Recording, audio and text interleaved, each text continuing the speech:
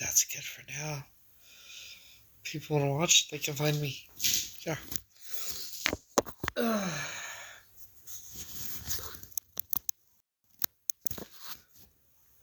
So, figured I'd come live for a few before I go to bed. Good evening. I'm so tired. Oh, wipe out. I don't know what the fuck. So I had my dinner, which consisted of 2 pieces of peanut butter toast and cappuccino.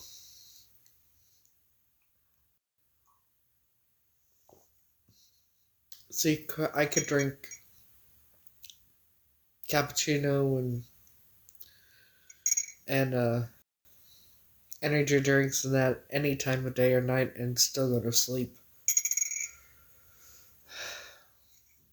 So I worked out earlier before I left today, and then by the time I got over there to Manhattan, it was too late for me to go to the the makeup testing because I had to be at the thing at 5:30, and so I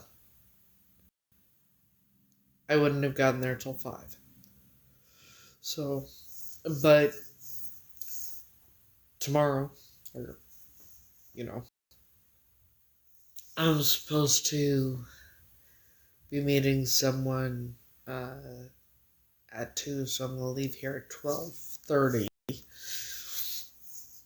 to make sure I'm there by 2, and then I can go to the makeup thing and then go to my gig tomorrow night. Because it's right down the street, or not right down the street, well, if you're from New York and that kind of thing, it's right down the street, which, when you say right down the street here, it could be 5, 6, 7 blocks away. That's right down the street here, So, but yeah, I did the 100 of the ab on the ab machine. I did the vibration plate 3 times, and then I went over and did the, my gig for 3 hours, and then I walked about an hour and a half back to the ferry instead of taking the bus. So I got into walking as well.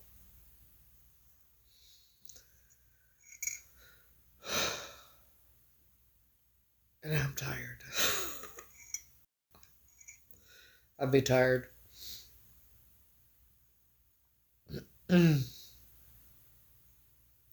So, and I was going to straighten my hair tomorrow, but there's no point in it when it's raining. It's supposed to rain all week. So there's really no point in me straightening my hair, is there? Because as soon as it gets wet, it goes like this. So,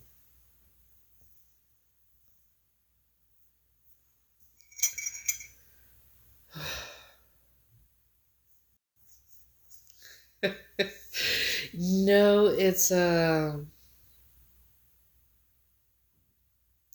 can't really talk about it. I had to sign an NDA. But it's basically the only thing I can say is I read random lines. Read random sentences. That's all I can say about it. So,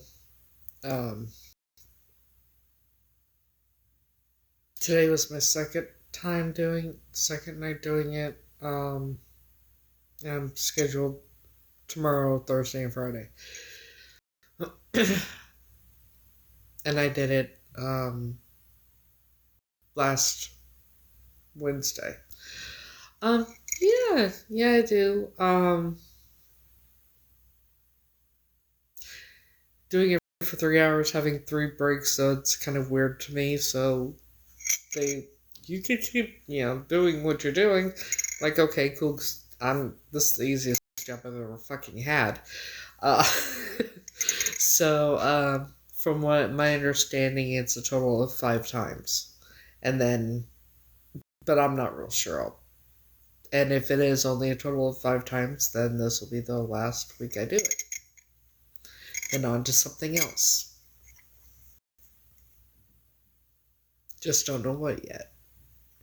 But everything happens the way it's meant to, and everything happens for a reason.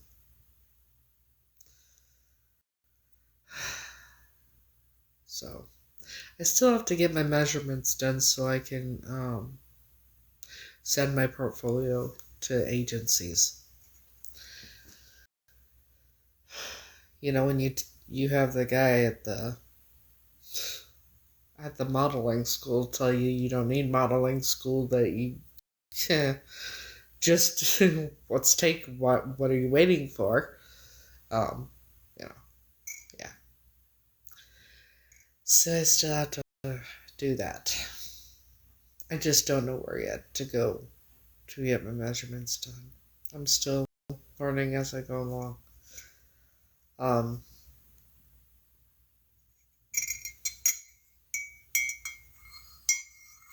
so,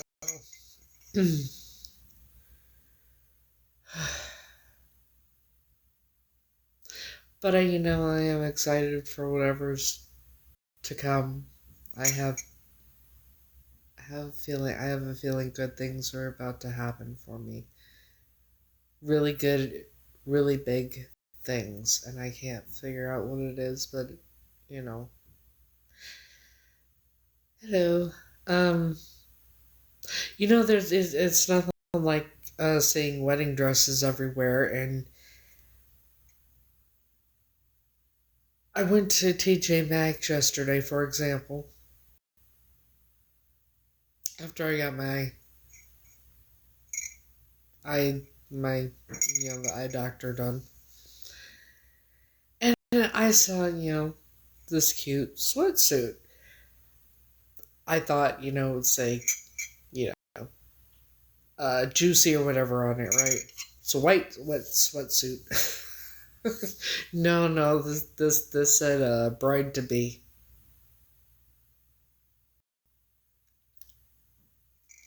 So yeah.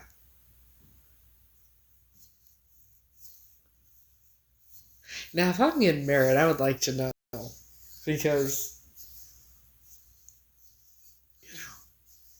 yeah. But we know there's only one person I would ever marry in a heartbeat, if he asked me. If he showed up at my house tomorrow and said, "Will you marry me?" I'd say, "Yeah, you want to go to the courthouse, or where do you want to get when do you want to do it?" But that's just me. Hello. So, you know. Um, so after I meet with this girl tomorrow, then I'm gonna go do the makeup testing. Then I'm gonna go do the reading thing, um, and then probably walk back to the ferry and come home, and get home probably after 11 p.m. Yeah, I didn't get home till like 11:30 tonight. Shit happens. And then Monday I have my dance lesson. Very first dance lesson. At a studio over in New York City, Manhattan. The dance complex, I guess, where a lot of dance studios are. I don't know.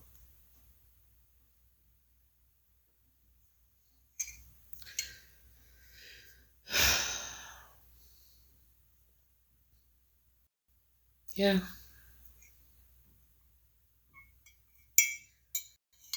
I think it's in the dance complex or something.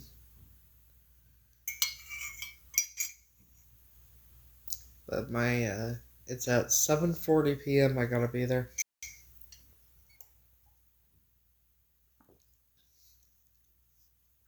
Maybe I'll get lucky and I'll have my glasses by then. If not, it's okay. And yes, I forgot my reading glasses here today, so that was fun.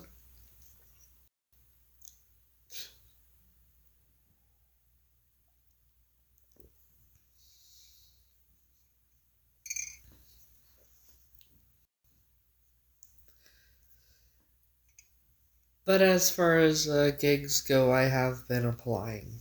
So I've been finding them on Craigslist. That's how I found this one. Um, However, um, I'm supposed to do a 1 minute video for like a audition video for this cosmetic line. Oh, excuse me, if I decide to do it. And then, but then there's some that, like one I inquired about was, come to find out, the guy was looking for models to pose completely in the buff, um, for his OF page. I'm like, no, thank you. I'll pass, thanks. But no.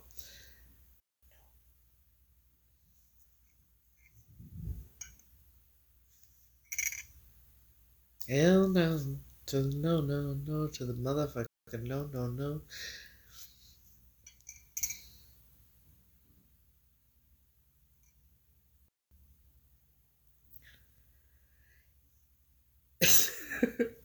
It was, well, you know what? I could probably still have the text message.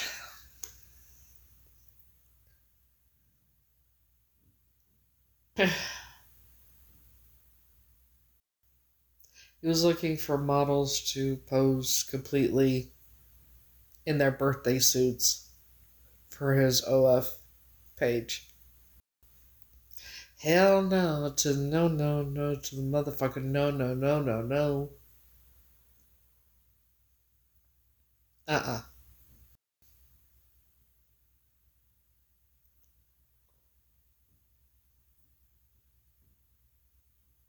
Uh-uh.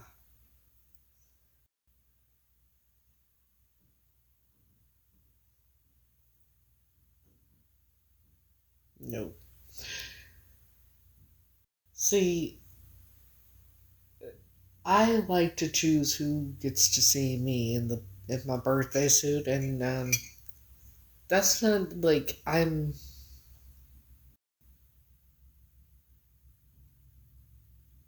It's hard to explain. Um, it's just I'm not. I'm not 24. I'm not 23, 24 anymore. So, and I only did that once. Um,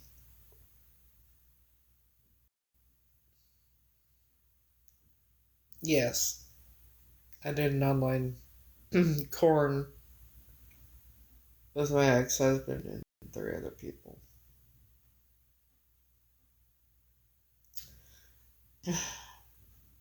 Legally, I was 24.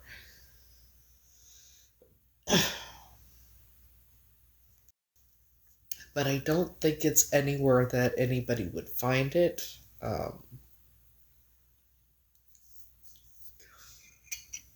Then again, who the fuck knows? It was, got 20 years ago.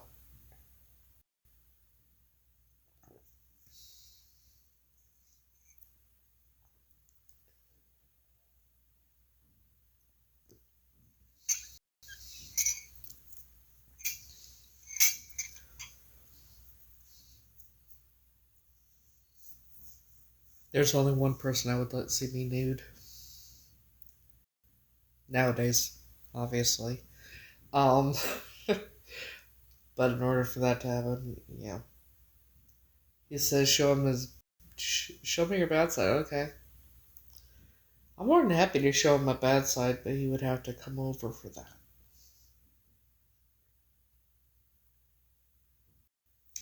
Then again, you know. Oh, yeah, text message.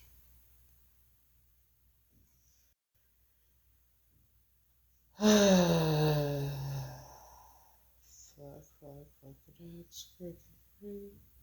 no idea what the fuck that is.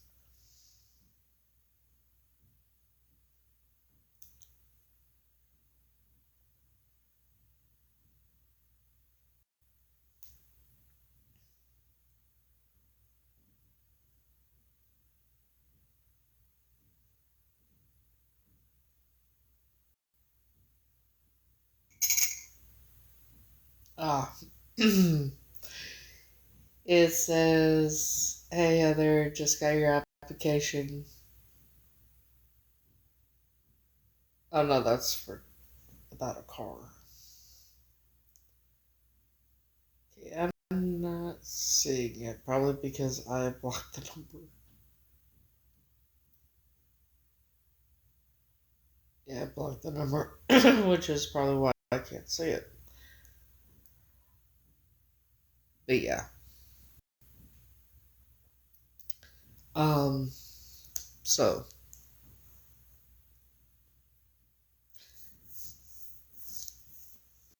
Have I talked to Frankie about what?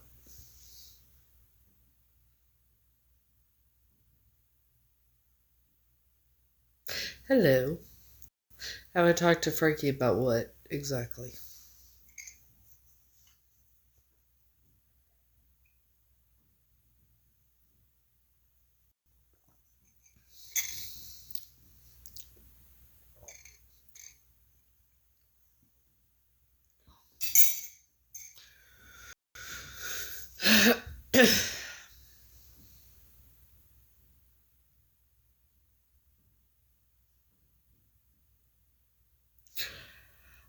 No, I have not talked to him.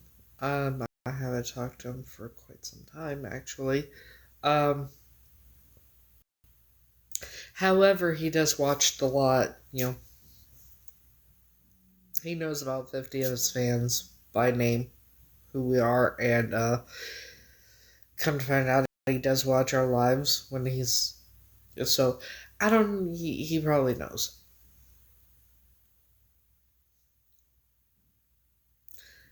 I don't know why I'm seeing all the wedding stuff, but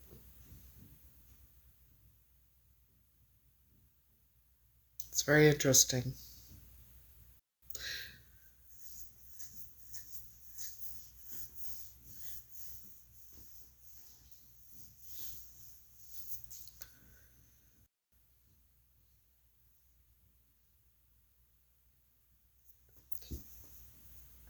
Oh, excuse me. Excuse me. A sign of what? That somebody's getting married, yeah. Probably. Doesn't mean it's me. I don't know. Oh, and then when I was walking on the way back to the ferry, I did not look up directions. However, I just walk where I'm drawn to, where I'm pulled to go. Sure as shit. Uh,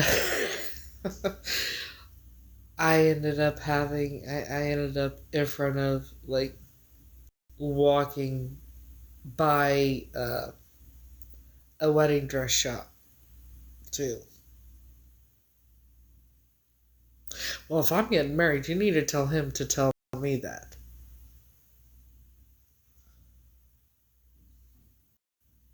You know, just saying.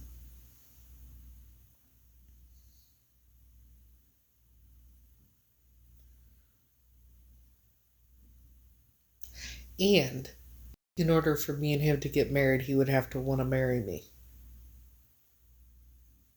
And I don't know if he would. he'd kind of have to tell me that. I'm not a mind reader. And I very clearly, obviously, don't pick up on hints, clues, nothing.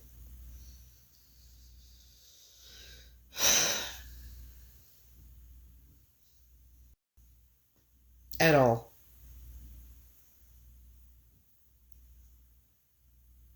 The man can flirt with me and I think he's being nice, okay?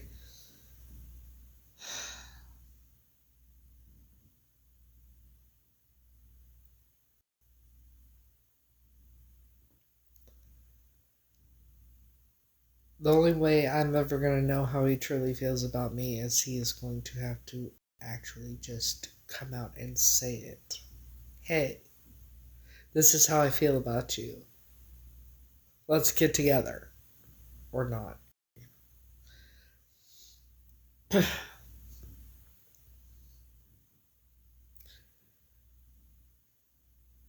So, yeah.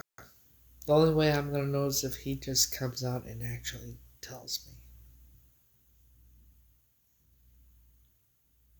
I mean, I've only been waiting for over 4 years. So,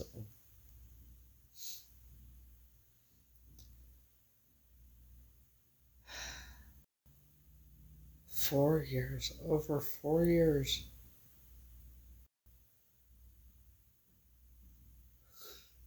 I sure should hope he does someday.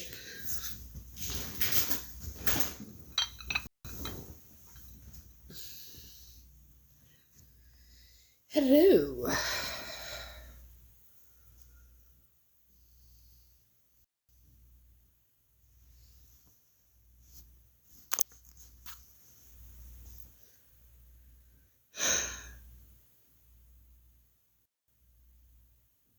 I hope he does one day. Hopefully one day soon, because I miss him terribly.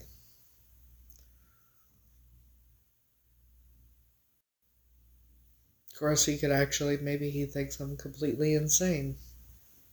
Who the fuck knows? I don't think he thinks I'm crazy or insane.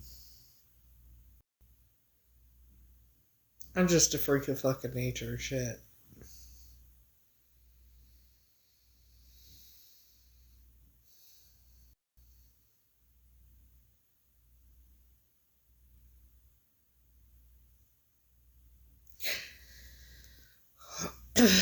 Well, if he misses me, then he should just come see me then. Don't you think?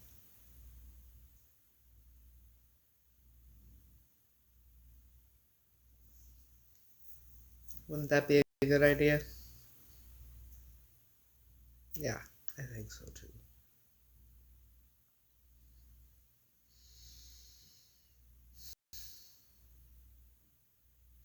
You know, I do wonder, though. My landlord's husband, um, when he was alive, obviously, last year, he came knocking on my door, and I answered it, and he was just in a bad mood, but he said that someone had been here to see me.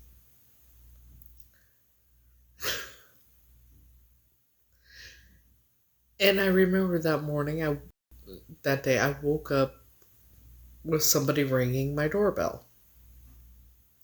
But by the time I got coherent enough to get up and get my robe on and get some clothes, get dressed, by the time I got to the door, whoever it was gone. The only thing I know, it was a male, it was a guy, and he drove and he was here to see me. That's all I know.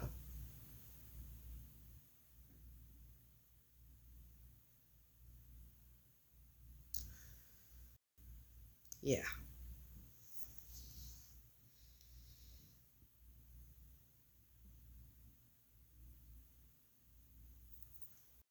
The landlord's camera is not mine. But what I could tell you is,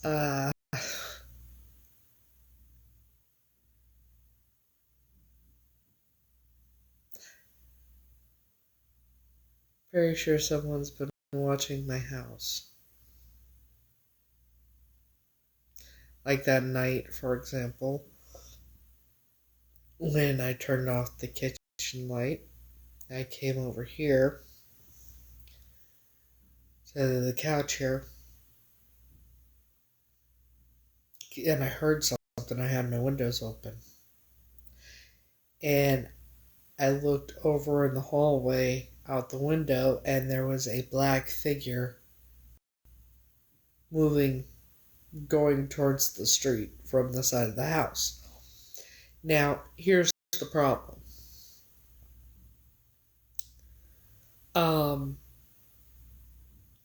It's between, it was in between my, this house and my neighbor's house, our neighbor's house. The neighbors don't go around from the back, around the side, and that nobody goes through there. They got a bunch of shit up on the side. So it's someone who was back there. I don't know how long they've been watching me for, and or anything. And then I think it was a night or two later that she called me and woke me up because I fell asleep sitting here, which I do often, especially after doing a lot of broccoli. I answered the phone. She's like, "Oh, you're sleeping?" I said, "Yeah." And that was when she told me that the maintenance or the guys that were going to be working on the house. So I'm wondering if she saw somebody on the camera coming that was moving around the house.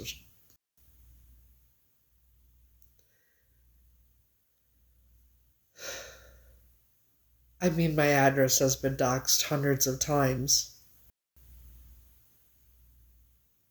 On my own live, in fact. I don't know, it could be anybody.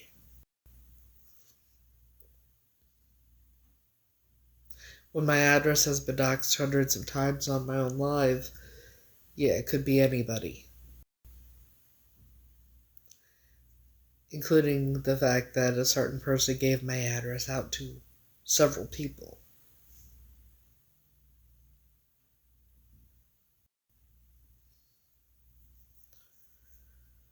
The one who started the whole thing, which is telling me I was her sister and shit.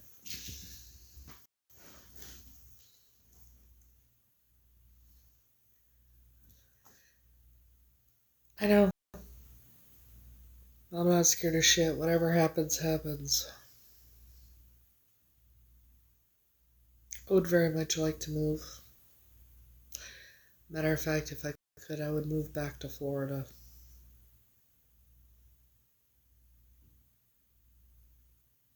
That's where I was happy. Even living in my car, I was happier.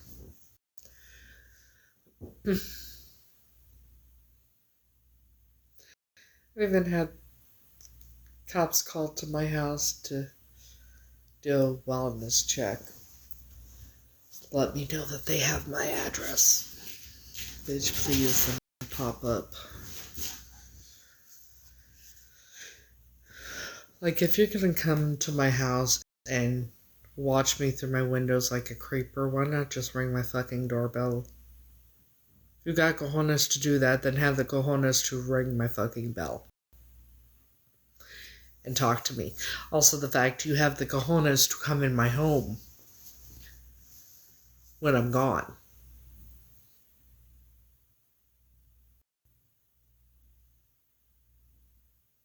Might as well have the cojones to show up when I'm home. And you feeling froggy, you leap.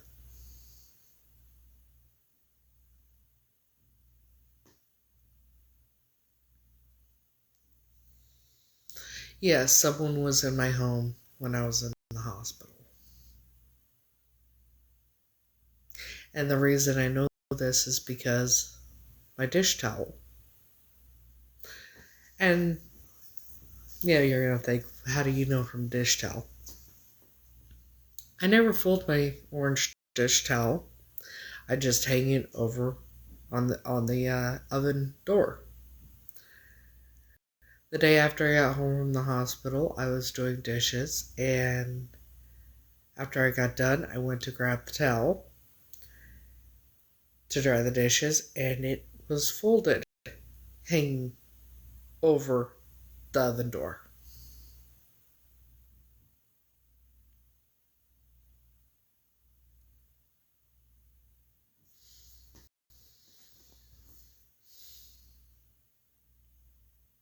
So yeah, someone's been at my home. Pretty sure the mouse didn't do it. Why did I go to the hospital? It was set up for, I was supposed to be in there like a total of 5 days. And, it was because they wanted to get me off the Keppra. But, I got there Monday, and then Wednesday I demanded they release me because I wasn't going to put up with an asshole doctor like that. So, I'm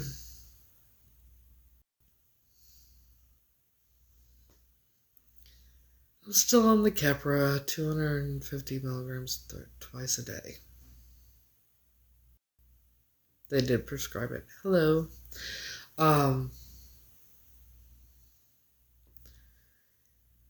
So you said I should have called the cops.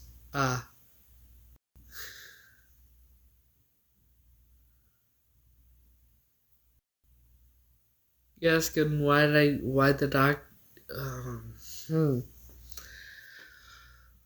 So, I have a medical card for the broccoli, and that's what I do for my pain. Okay? And I can't obviously do that in a hospital. And so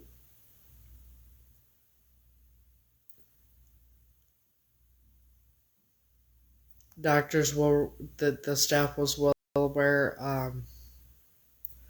They, I told them that first night because I couldn't stand the pain. And I have a habit of waiting till the last minute to ask for anything for pain. And I did. And so we had it sorted out. And they told me, don't wait till the last minute. Don't wait till it's a 10. Let us know. We promise we're not going to look at you like you're seeking or anything like that. We want you to be comfortable while you're here because, I have no choice but to be there. And so the first night, then the second night, I had a dose of pain medicine, and then the next day I woke up in excruciating pain. The mattresses, I'm telling you, they're jailhouse mattresses. But I have osteopenia and things like that. And so they told me, anytime I need it, let them know, and they would they would let the doctor know. The doctor would approve it, no problem. So I talked to the nurse. She's like, okay, I'll tell the doctor he'll approve it. I'll come back with it. Okay.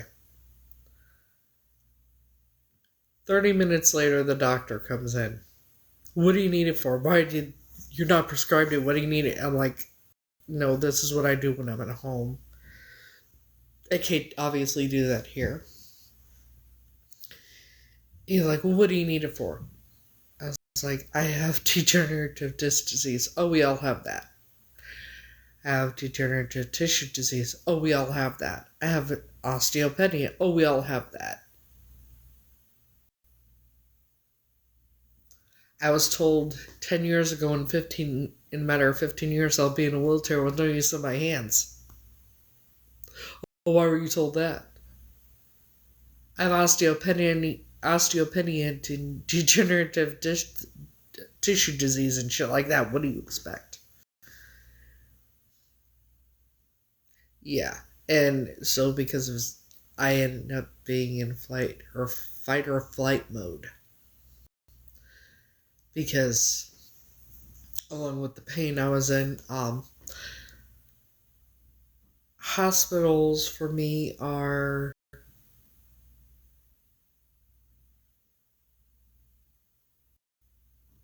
very traumatizing because of my past.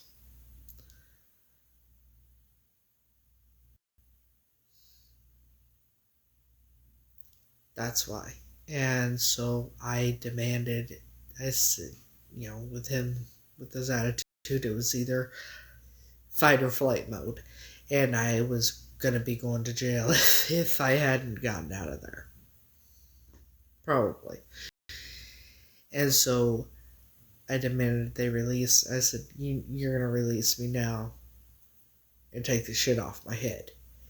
And I said, either y'all are going to take it off or I'm going to take it off. And they said, well, you're almost done. I said, I don't give a fuck. I want out of here now. And so they were like, well, if you do it, you're going to rip your hair out. I said, I don't give a fuck. And I went to, when I finally start going towards it, they knew I was serious. I was going to take the shit off my head myself. I was going to rip it off my head. Those electrodes that they have the glue stuck to my... Yeah, I was going to rip them off my fucking head out of my hair.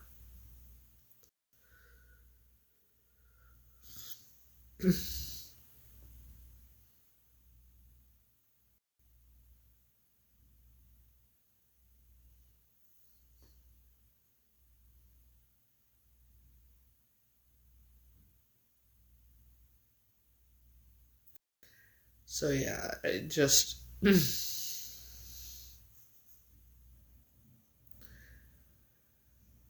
So they did it, and they got it off, and I left. I didn't even wait for the discharge papers.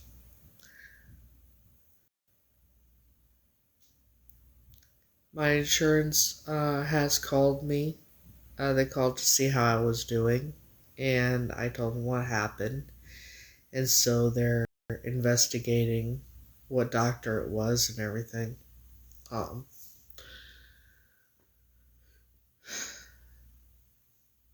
so they're taking care of that.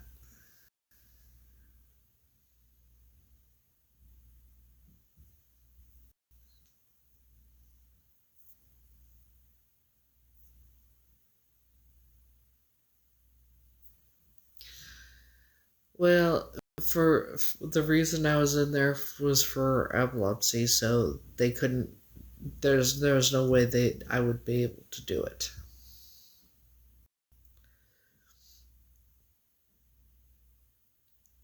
Like, if you think, here's the thing: if you think I'm an addict, do a hair follicle test, do a toxicology screen.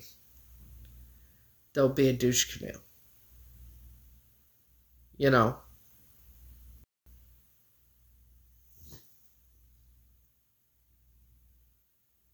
don't be a douche canoe and treat me a certain way.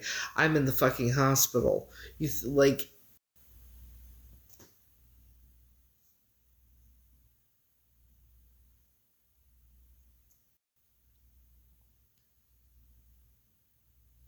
and I was inpatient. But the insurance did send me, my insurance company did email me a list of pain management doctors. So, I'm in New York. I'd much rather be in Florida.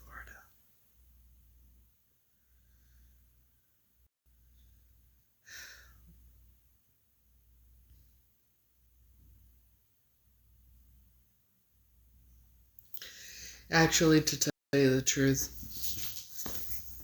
I think people are going to realize where this is going. I don't care where I am.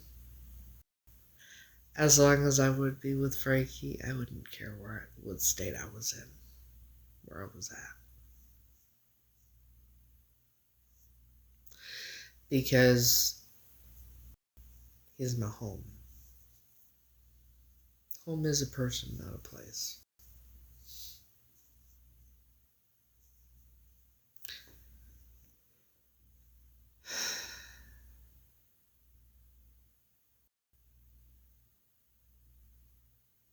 Kind of brings new meaning to being homesick, doesn't it? Frankie's Alfredo. He's an entertainer that I've just been in love with for over 4 years. And he knows. He knows. So,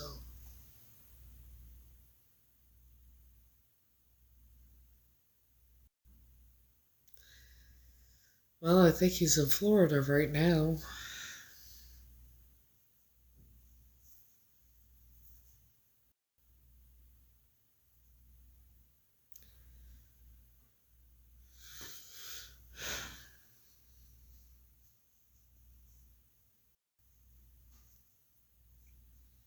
He's originally from here, but he lives in Florida.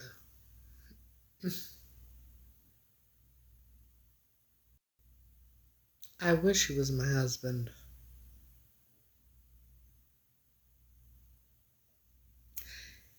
If I'm ever with anyone ever again, he is the one. He's the only one.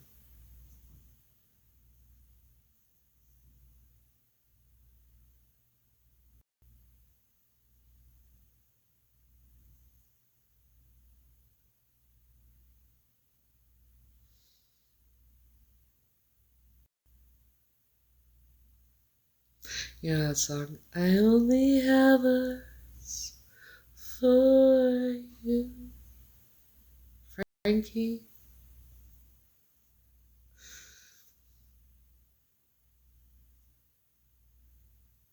I miss him.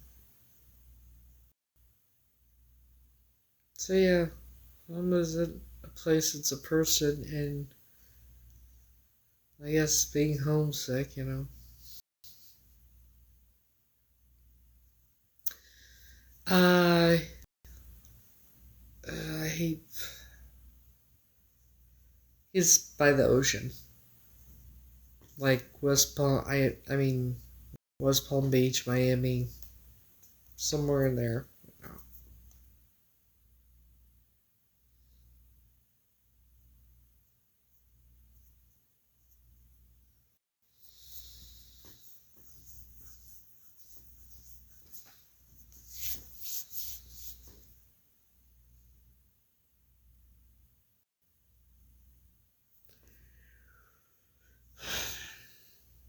I don't know.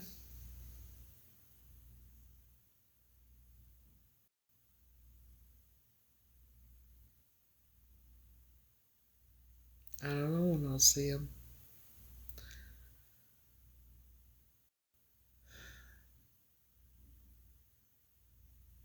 Just depends. I mean, if he comes and sees me, that'd be amazing. Um, I don't know. Maybe we'll get lucky and he'll do a concert this year. Um, or maybe he'll perform at Wigs and Wishes, or maybe he'll be at Wigs and Wishes. I don't know. I have invited him. Frankie, if you're watching this, come see me. My door's open for you. You know. I mean, I have invited him. He knows where to find me.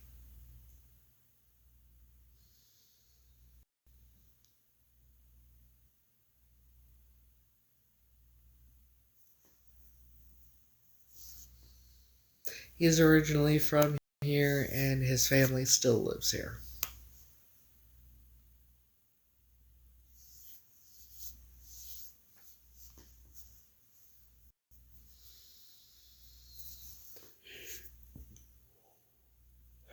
No, Staten Island. I'm on the island. I'll tell you what.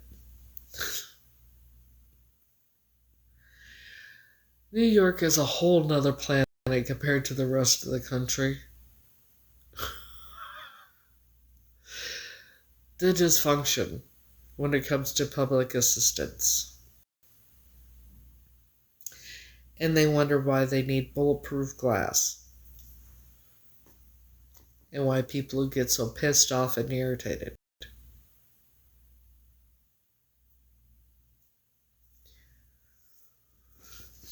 It's amazing I was only in that drop-in center for fucking 4 months.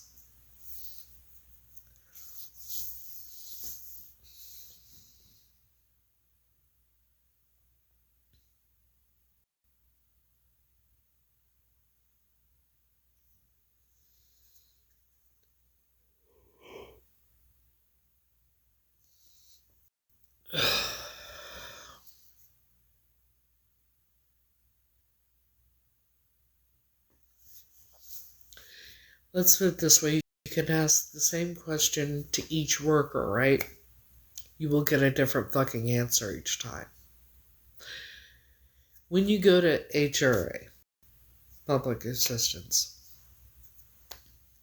you go to one floor, one section for food stamps, another section for the fair's fair, which is half price. You pay half of what it costs to ride the bus, whatever. Then you go to another section for cash aid, another section for housing, and down the street. And then you have to go to a whole nother building for Medicaid down the street. And each time you have to fill out the packet, the forms and everything for each one. Never in my fucking life.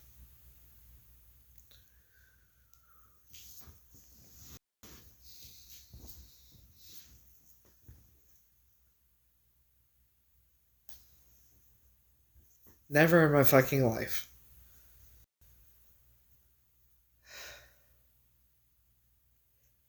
Also, I have the CFEMS voucher. How the fuck do you have my address wrong? Like, how do you have my mailing ad? How do you have my address wrong when you...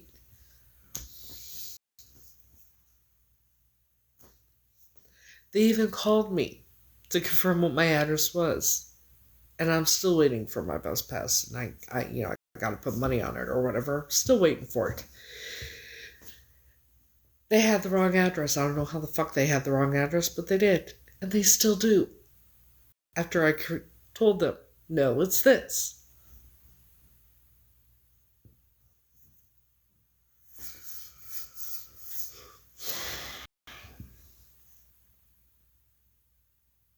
There's too much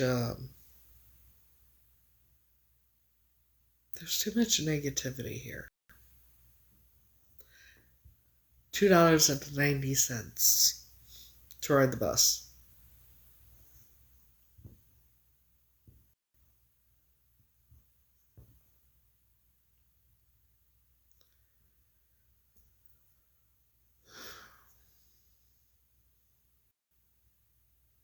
Oh, but it gets better. There's people, you get on the bus, there's people, like, they will smoke on the bus. Literally smoke on the damn bus. Cigarettes and broccoli.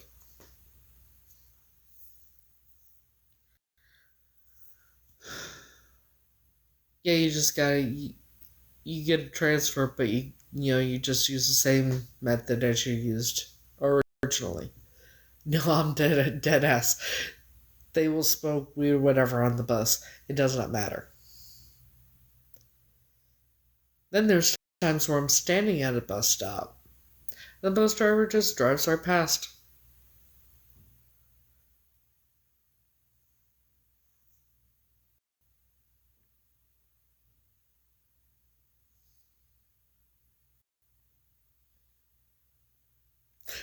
I'm ready to move. Or get a fucking car, one of the two.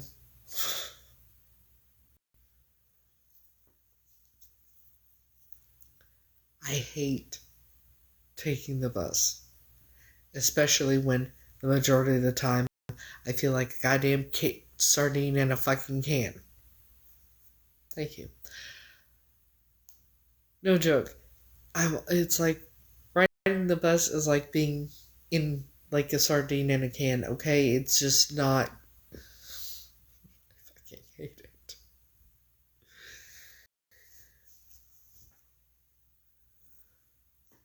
Oh, and then, somebody said earlier I should have called the police about somebody being in my house. This is a whole nother planet. Let me tell you something. How many places do you think you could go walk down the streets doing broccoli, walk past cops, and they don't do anything? Only in New York. No joke.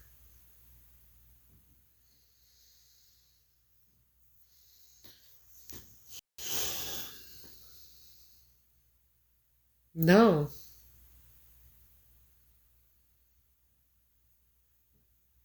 But I didn't know that, it's the only place I've ever gone where, I used to live in Colorado, shit. But you're not gonna go out doing the broccoli in front of cops and shit. There's supposed to be rules to it, like, you're not supposed to do it out in public like that. Only in New York.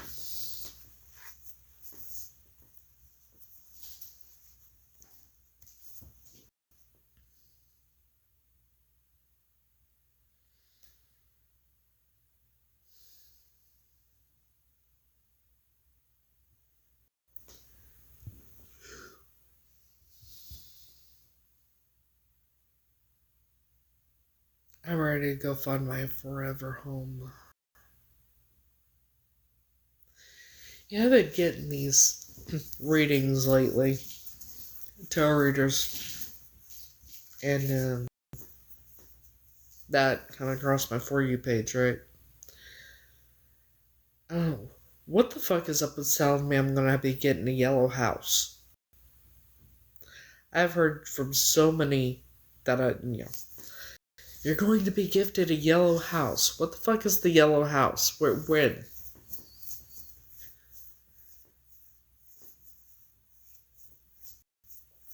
Thank you, yeah. I love my home. I do. Um, my landlord is great. Just don't like the fact that God only knows how many people have my address, and there's been.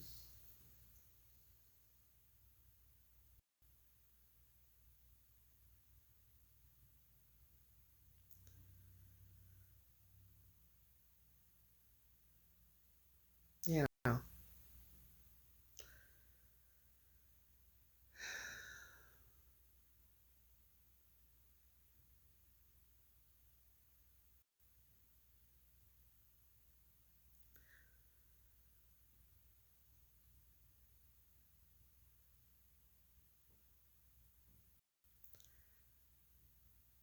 I love my home, I just don't love where I'm living.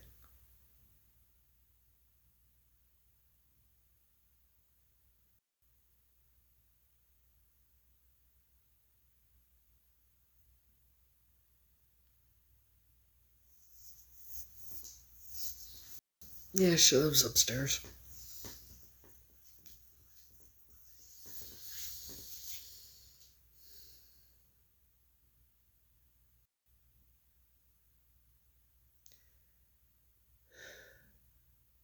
She actually told me why she picked me over the 11 other people. She told me it was because she wanted someone that she knew would appreciate it and take care of the house. And she knew I would. That's why she chose me. Um,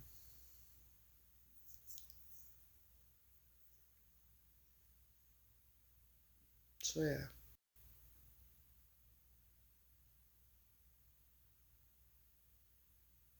It is. But this is not where I'm always, how do I put this? I think I was only meant to be here for a certain amount of time. I don't think this is where I'm meant to stay.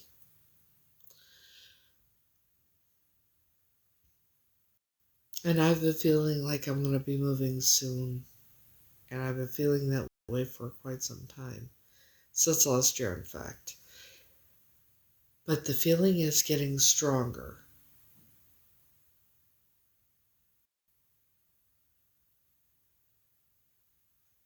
The feeling that I'm moving or leaving is getting stronger. And what's very interesting is the person I'm going to go meet up with tomorrow, she's homeless and has the voucher. And where she's at right now, well, it's a lot worse than where I was at, evidently, because from what my understanding is, where I was, the center I was at,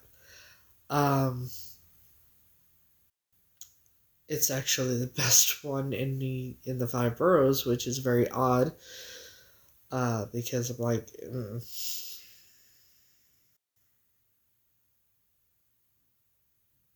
you know. So I'm gonna go meet up with her tomorrow, and I'm gonna tell her a little bit about where, you know, tell her where to go and what she needs to do to get in there and everything, and they'll get her all the paperwork she needs to where she can look for a place. And I mean, maybe the reason this is happening the way it is maybe, who knows, maybe she's gonna take over this place and I move wherever I'm going, you know. And if that does happen, I decided, like, if I am moving, if I do move, and I'll just let her keep the furniture and everything if I don't need it. Like, I have this feeling that um, wherever I am going to be going, I'm not going to need to worry about furniture or anything. So,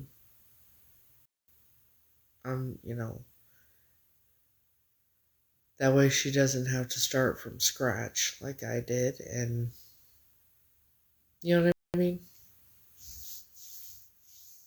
So,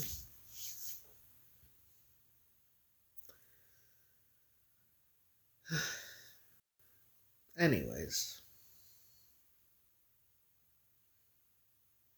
But yeah,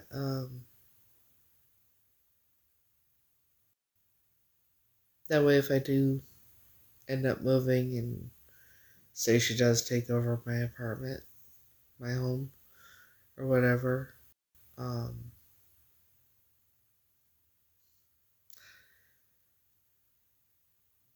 she'll, she'll have the furniture and the washer and dryer and everything that she'll need to start off with. Just saying. So, I just,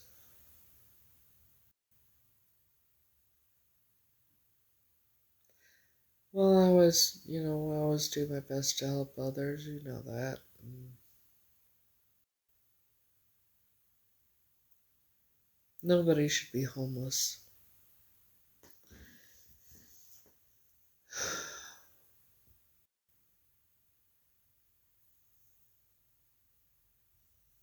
Man alive, 61 people in here, huh? Hi. Say hi to the Illuminati and the motherfuckers that are watching. I'm not stupid. Nah, probably not. The way my lease is, no. Um, we'll see what happens. But come on, say something you like to watch, right? Right?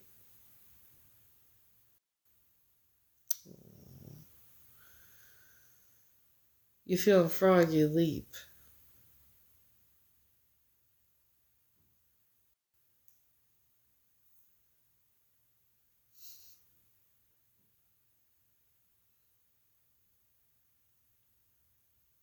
Just like I do know that there are people that I have spoken to off this app that are part of it as well. I know that they get close to me to find out what I know and to see if I'll tell them something that I have not revealed on here.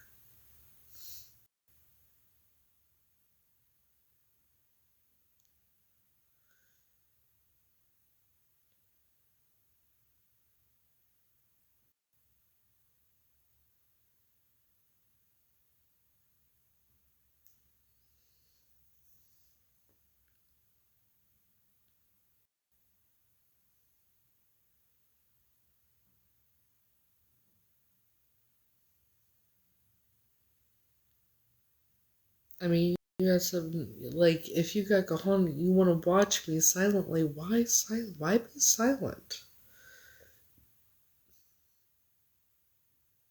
Hello?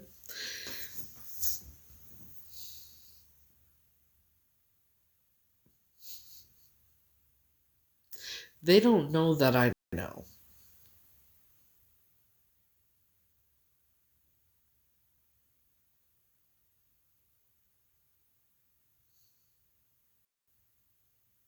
Hello. They don't know that I know that they're part of it. Yeah.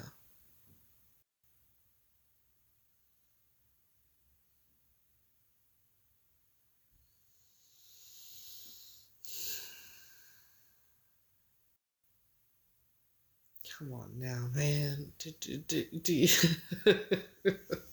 think that I wouldn't, that I'm not gonna figure it out and shit. It's like, damn, you know. What do you take me for? You would think that they would figure it out because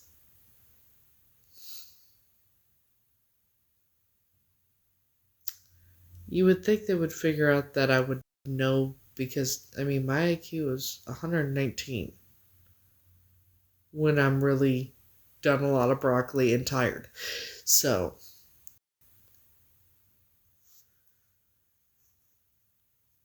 and if to the people that want to, like, uh, I'm sorry, I'm not going to butcher your name, but if you want to put something like that in my chat, you can scroll on because I'm not going to tolerate it. Common sense is not that fucking common. Neither is, and I don't tolerate vile, disgusting behavior.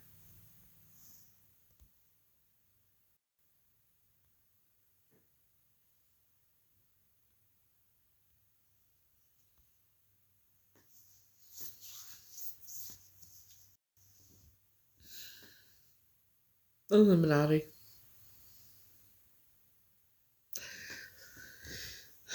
Masons, Scottish Rites, Knights Templars, Eastern Star, Illuminati.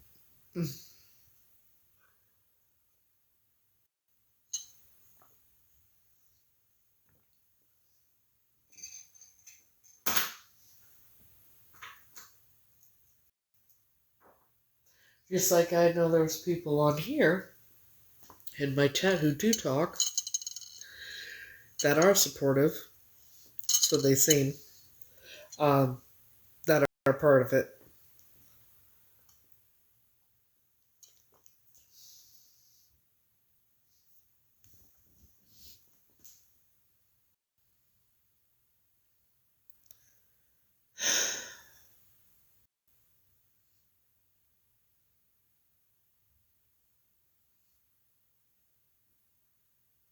I mean, just say whatever you're gonna say. Stop being chicken shit.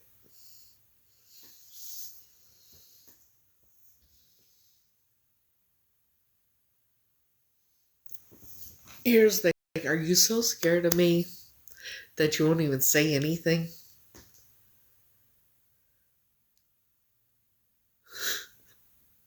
I didn't say everyone. I said some.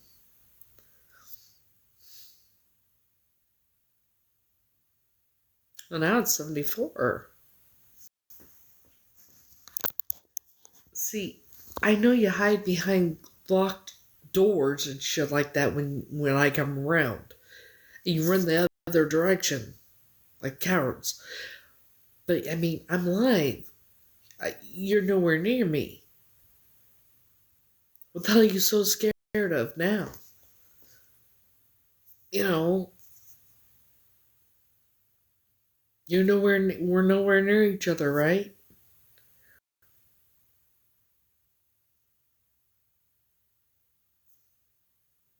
You watch me constantly, so you might as well just say whatever the fuck you want to say. Or are you really that terrified of me?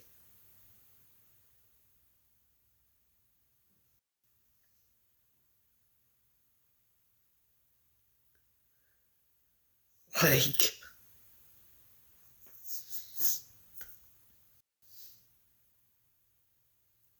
I have never in my wildest imagination did I think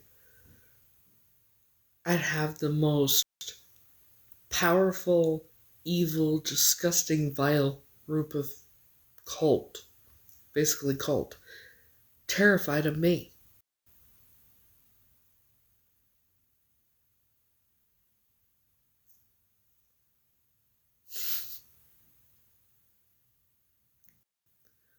Why are you so scared?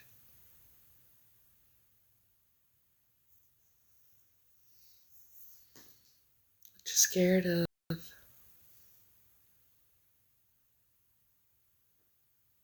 I don't think that's the only reason.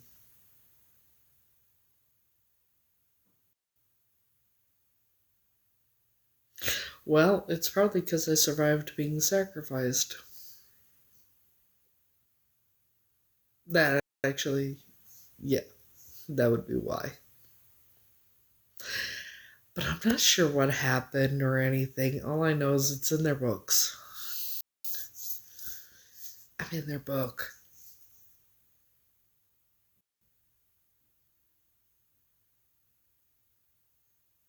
I mean, I have someone I was friends with for 20 years. Come to find out, he's a 33rd degree Mason. Told me to call him. He was going to call me back um, on his secure line and tell me, answer the questions I was asking. Told me when to call and everything. I called. I haven't spoken to him since then. And he is fine. I've seen him his post and everything. But he is avoiding me like the plague. So whatever is in their book,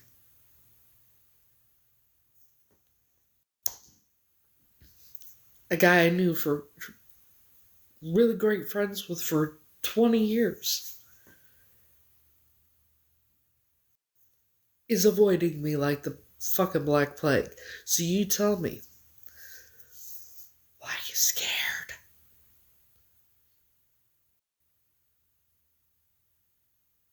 For that many people to be so terrified of me. No, it's whatever's in there. Well, paid him to be my friend.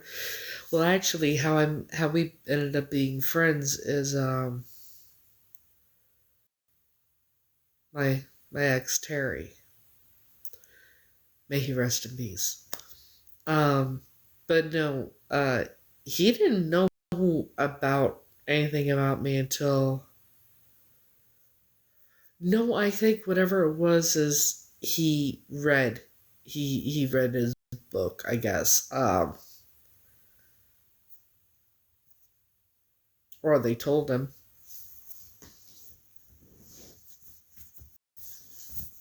One of the two.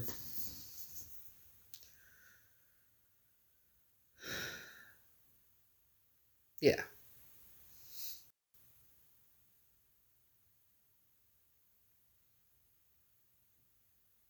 So it's interesting.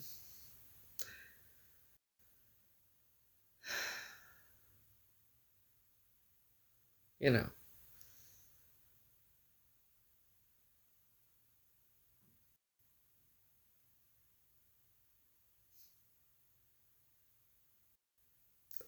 Like, these are grown ass, people, hundreds, thousands, and it's just little old me. They're all terrified of little old me. Why? Excuse me. Why?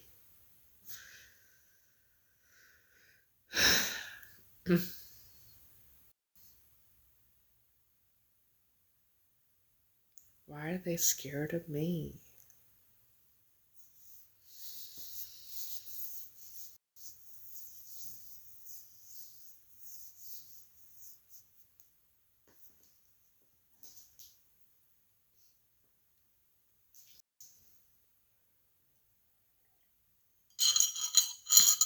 And they're so scared. They're on here and won't say anything. I think it's more than that. Because before I was ever on to them, they showed that they were terrified of me. Yes.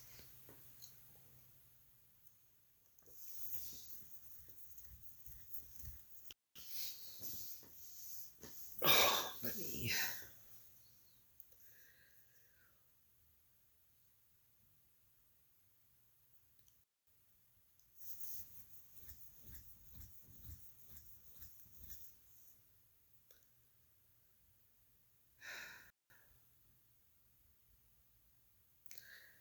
Instead of taking me out, they just hide behind locked doors like cowards. Cowards they are.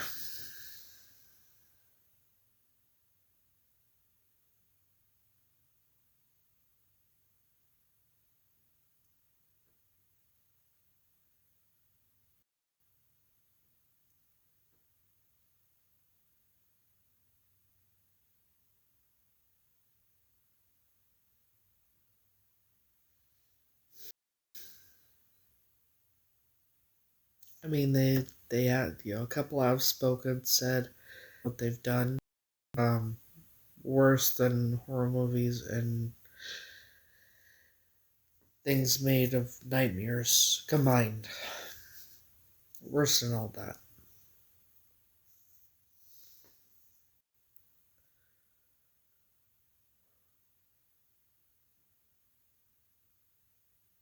Me exposing them, that's not something they would be scared of. That's something they tell police. And then police talk to me after they see my driver's license. And this actually happened. Goes from being rude to me to the cop seeing my driver's license, handing it back to me, and says, "Now you know to be arrested for trespassing, right?"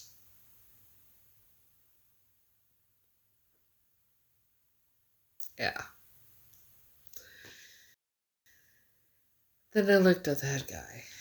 Maybe I had to back up a bit. So I went to the Masonic Temple in Florida to see, because they supposedly help the descendants. Proved everything, showed all the evidence, and the head guy, was all for helping me. Said I had to go to vote. Told me to come back. And he said, "By the way, do you know what your grandfather's middle name was?" I said, "No, he passed away in 1992. And he said, "It was William," and walked off. Off the top of his head, this motherfucker knew the dude Howard's middle name. Off the top of his head, never met him.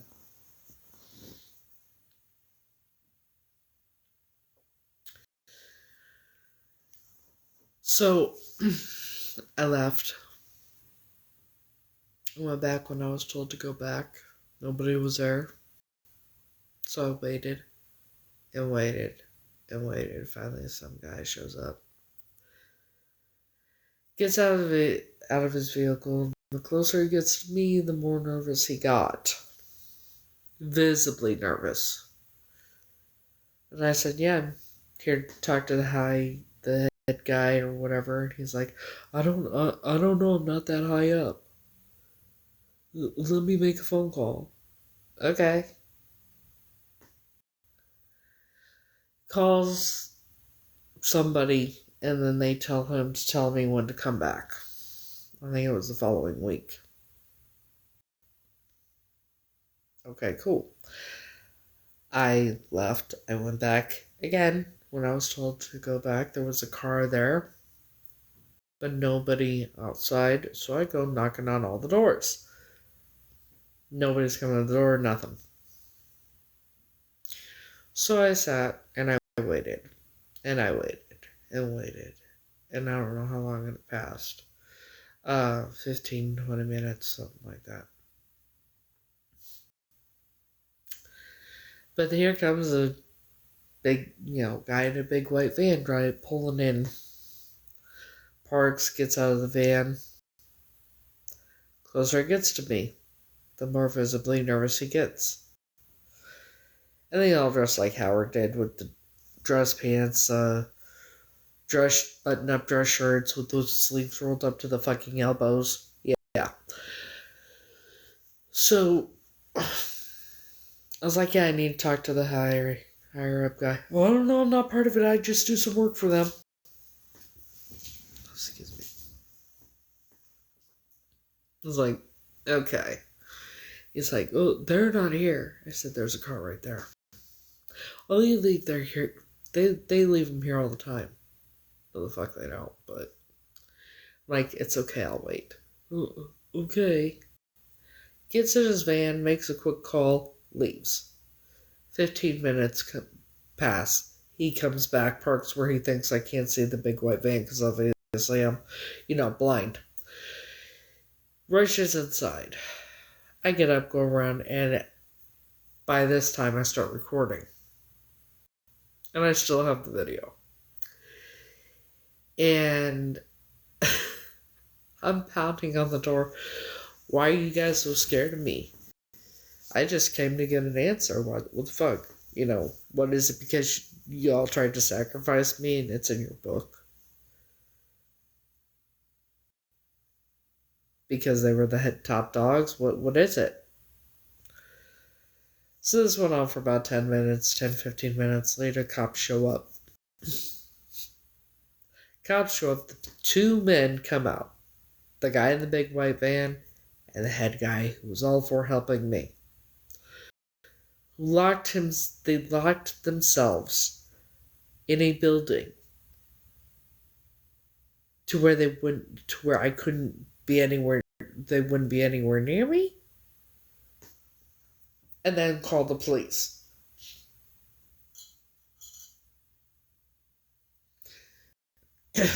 That's not a thing. They don't do that.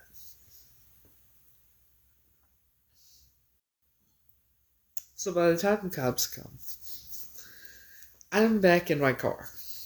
And I'm just sitting there. Cops rude with me as he's rude with everybody. Right? What are you doing here? Let me see your driver's license. Hand him my driver's license. He looks at it. Hands it back to me. Now, if you come back, you'll be arrested for trespassing, right? Two motherfuckers, both bigger than me, who locked themselves inside the building till the cops show up. We're standing in front of my car. And when the cops said that, I just did this. It's okay, I won't be back. See, I'm a child of God, unlike some people who sell their souls for monetary gain. Both motherfuckers went as white as Casper the fucking Friendly Ghost. fear of God in their eyes. Just from me saying that. And as I back out to go drive off, mind you, my tags had been expired since April. And this was October. As I'm pulling out, right, I backed out, I stopped. Oh, excuse me. And I look out my window. Before I drove off, I said, at least when I die, I won't be burning in hell for all eternity. Cop says, oh, you don't have to be like that. So I have proof of everything I say. And I drove off. Went around, went to Starbucks to charge my stuff. Which was, you go up the street and it's right across. So, go park, get all my stuff out, start charging everything. And as I'm sitting there, I just look up, and here come the two cop cars. One drives off, the other one parks in the small gas station right across the street and sits there. I was there for about 2 to 2.5 hours charging my stuff. That cop never got out of his car, and he sat there the whole time. After my stuff was charged, I gathered it up, got in my car, drove and went, stopped at the stoplight, and as I'm getting on the highway, I look in my rearview mirror and the cop is pulling out and driving off. He sat there to make sure I wouldn't go back down to the temple. Why are these motherfuckers terrified of me? Very clearly.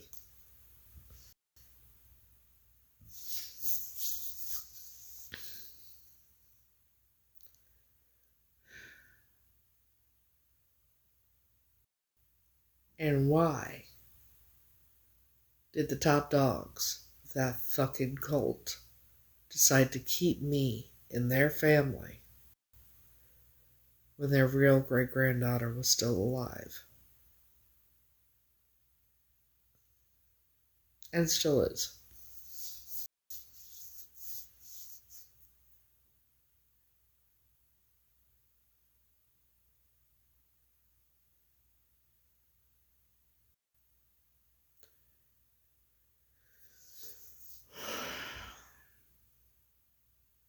So what is it in their books about me?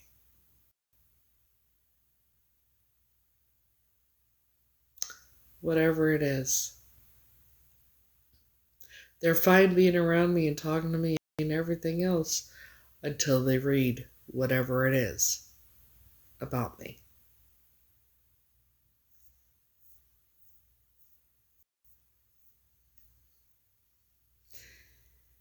It's alright. But it is kind of interesting, this evil cult who's not scared of anything or anyone. All these people are terrified of me. And I'm the only one.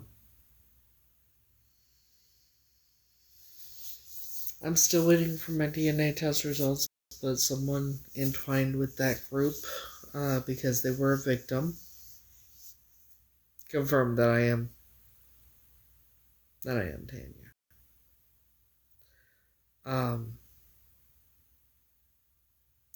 But I'm still waiting for the DNA test results. And I did tell law enforcement about what I was told.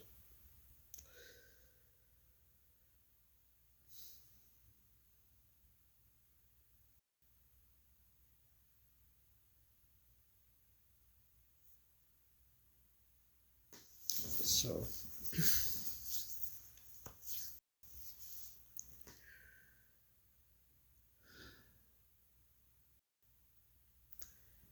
everything happens for a reason. Everything happens the way it's meant to.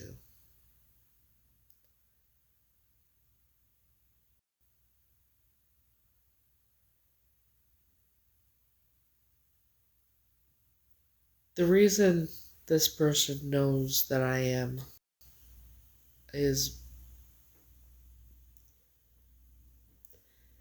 because when they turned 13 or whatever, they were taken to different homes to take care of the children that were kept in cages.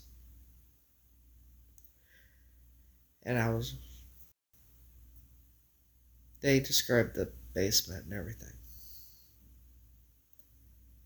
And I was one of them that they took care of.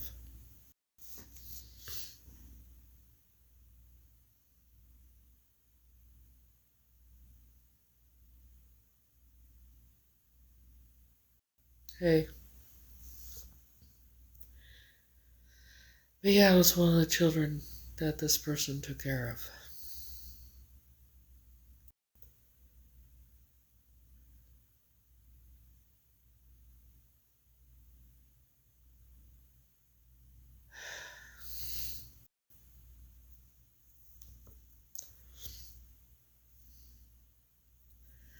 I have no idea. It's whatever is written in their book. It has to do with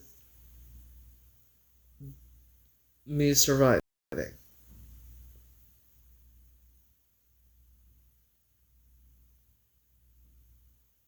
That's what it has to do with is I survived whatever it was.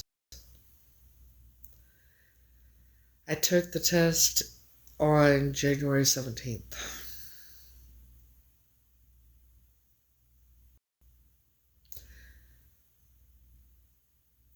I was told the last time I called and asked about the test results,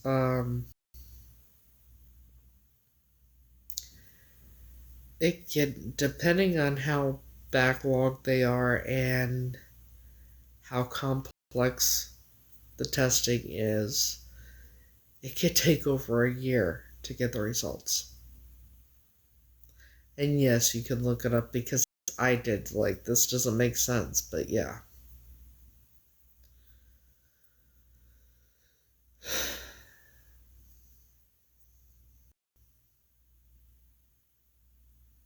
And here's where I'm at with it. People don't, because, posting shit on a blog for a missing child about me is kind of stupid. People don't have to believe me. People don't have to believe that the email I received is real, even though I showed it's real.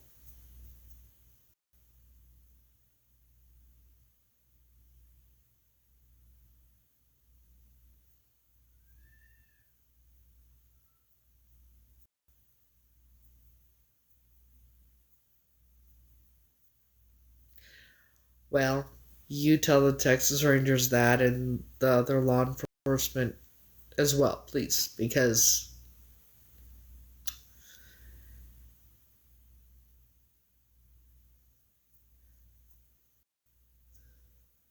I mean, you gotta look. You know what? I'm gonna look it up. We're gonna look it up, okay?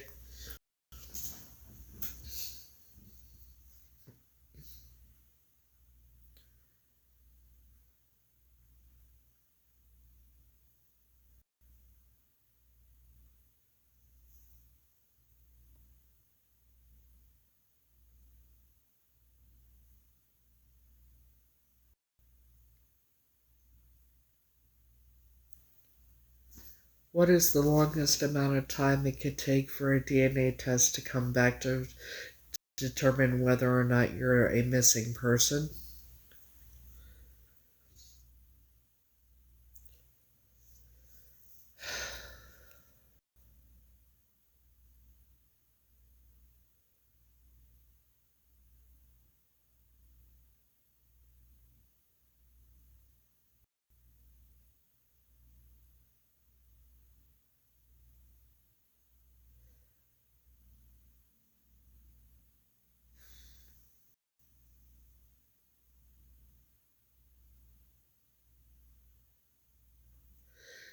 See, it said over a year, and I've been getting different answers.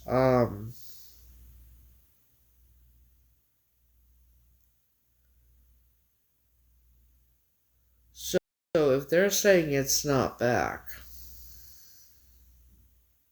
well, it says the longest it could take for a DNA test to come back and determine if someone is a missing person can vary, but it generally up to 12 weeks, while some labs may process the results within 2 to 5 days. Others can take up to 12 weeks or longer.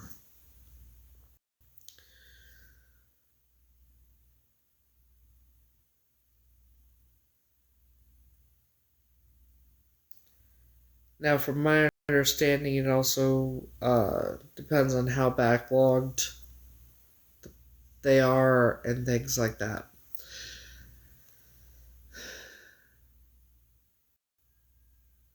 I've never been in rehab, sorry. You got the wrong one. Anywho,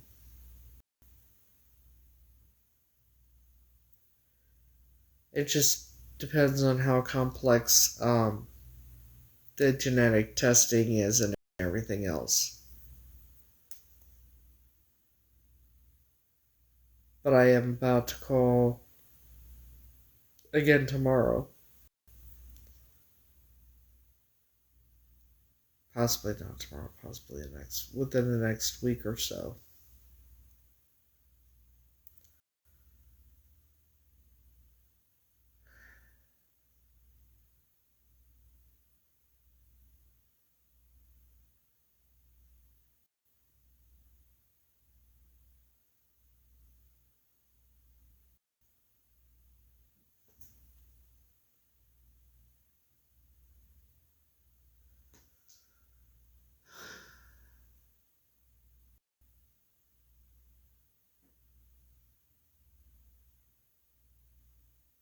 It's okay.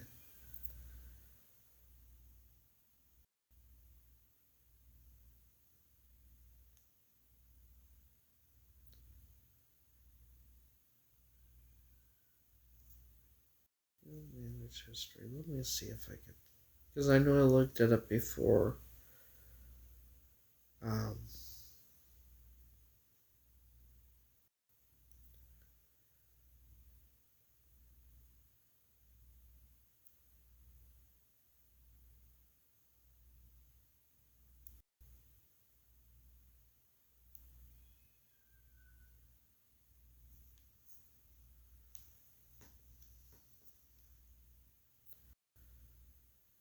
yeah, I looked it up months ago.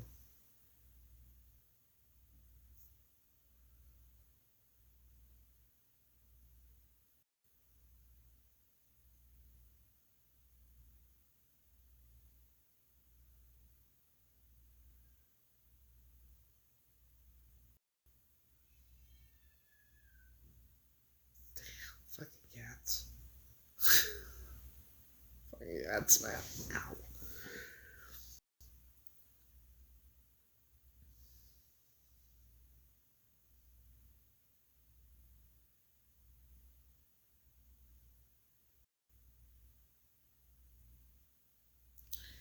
And I've said it before and I'll say it again. I don't care who believes me and who doesn't. Because at the end of the day, if we're going to get serious about it, let's get serious for a moment. Because at the end of the day, the only people that the results that this affects in any way, shape, or form is that family and me and anybody involved.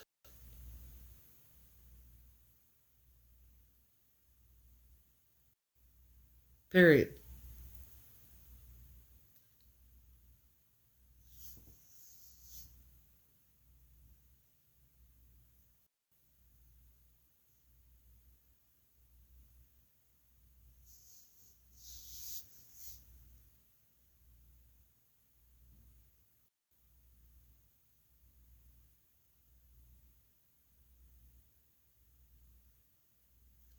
So you could go post on that blog. I don't care. You're just making yourself look like asses.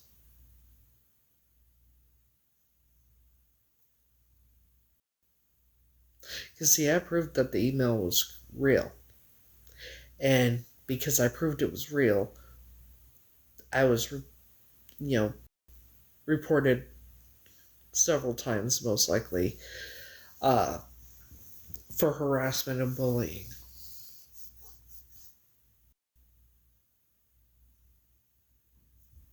You know.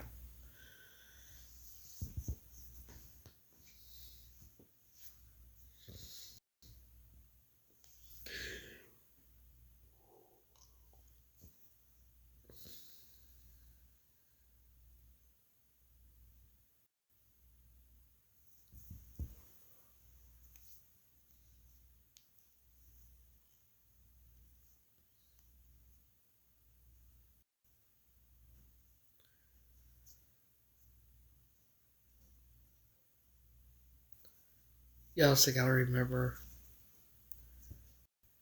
I said from the jump that I was told that that center that it's being tested at has been backlogged for a year. That's what I've been told.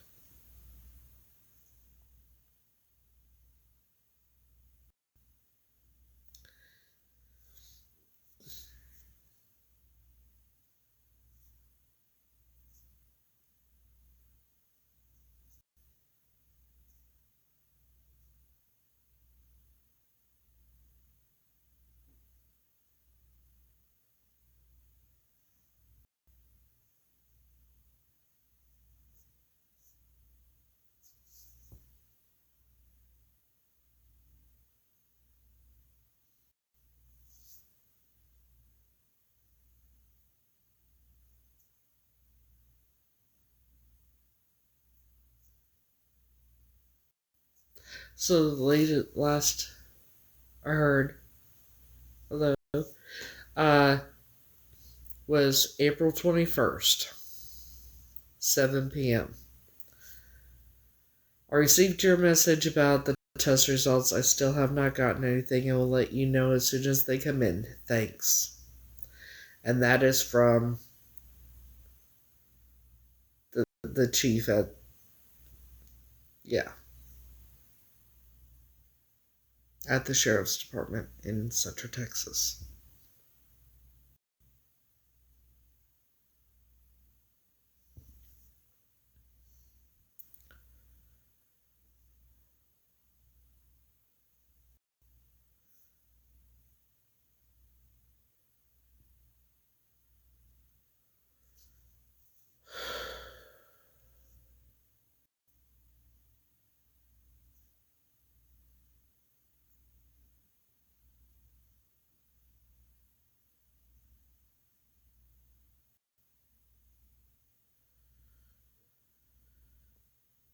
So,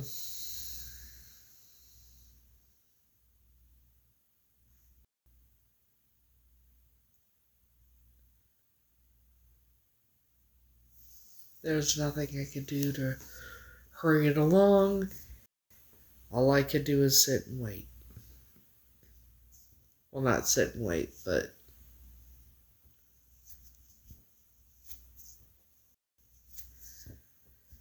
I'm taken. I don't know what you're coming in here and all of a sudden is 24 too young? I don't know what you're trying to ask, but you're barking up the wrong tree.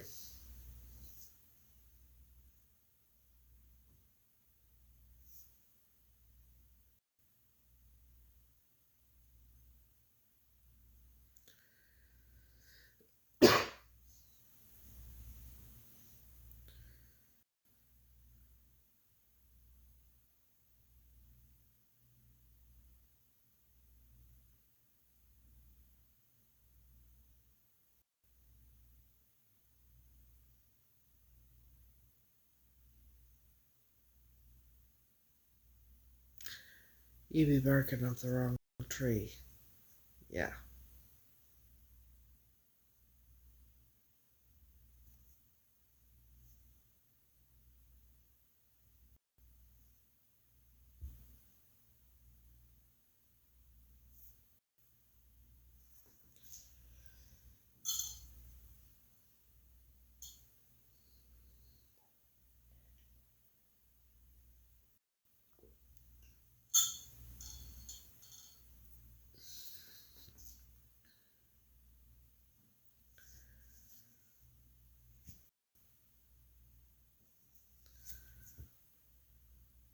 Oh, nothing's wrong. Just people want to be asinine tonight.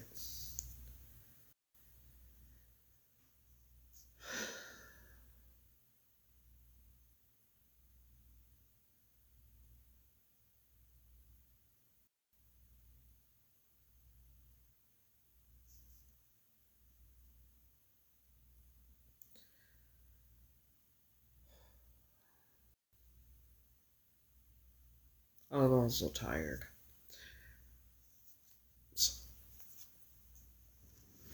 Mother trucker. Oh, ouch. Ouch.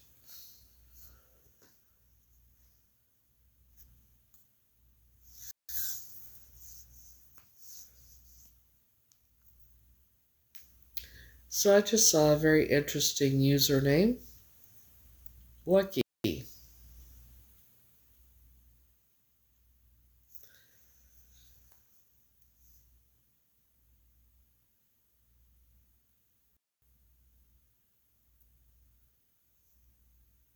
That's funny.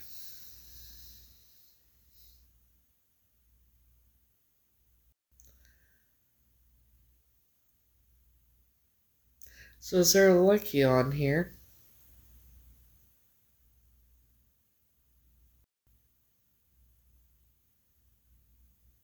I wonder if it's who I think it is.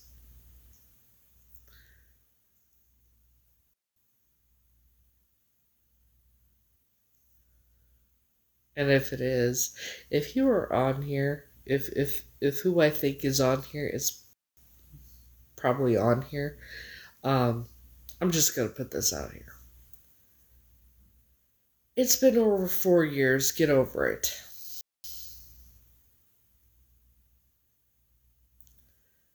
You and I will never be together. I do not want you. Your obsession is pathetic. And get a life, man. Fuck's sakes. You know?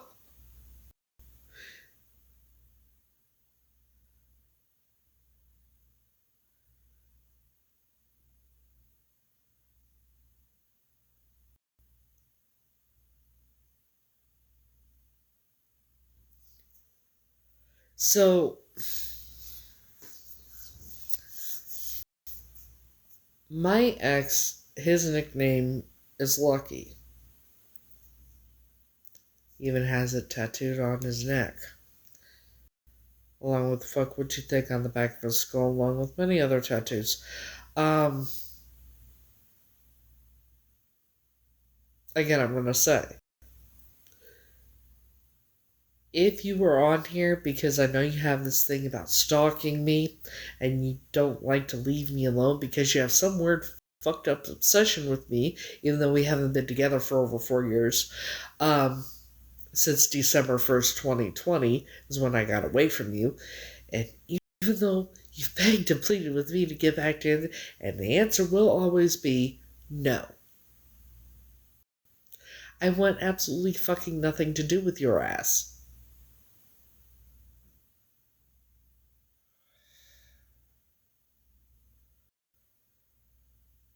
So please, just go away.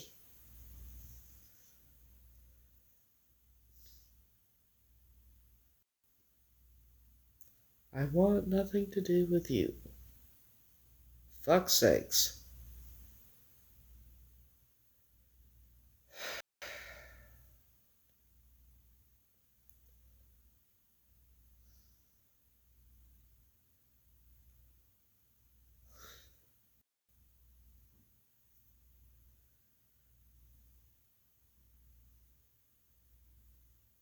Like, move the fuck on.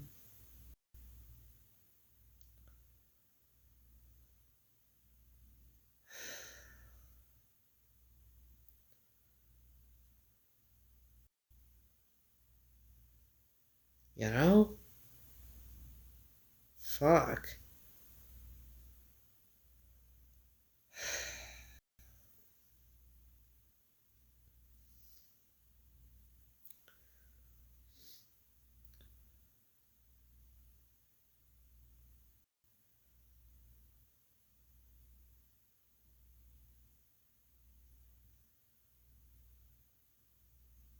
Like, one of the worst relationships I was ever in. Shit.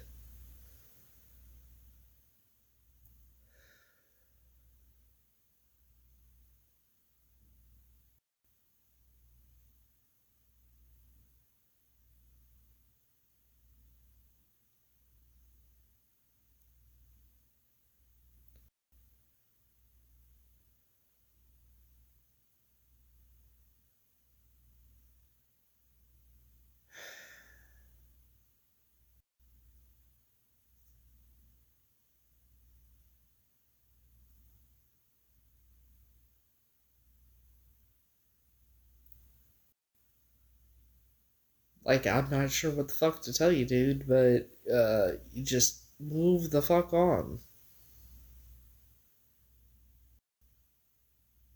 That simple.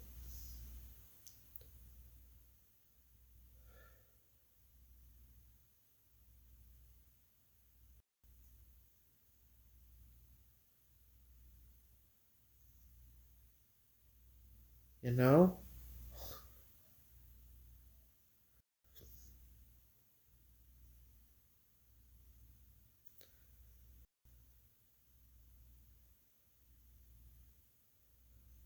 Like, I don't, like,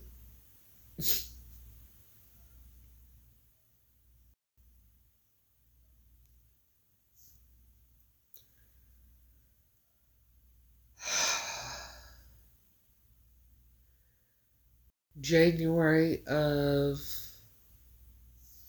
the end of January of,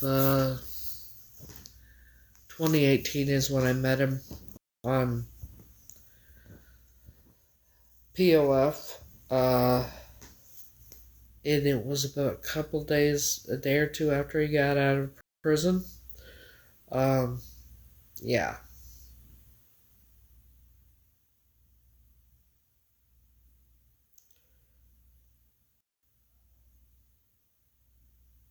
I should have known better, you know. It was supposed to be like a weekend thing that ended up being a long term thing, which usually happens, which is why I don't do one night stands. Also, the fact that, I'm in love with someone. Um,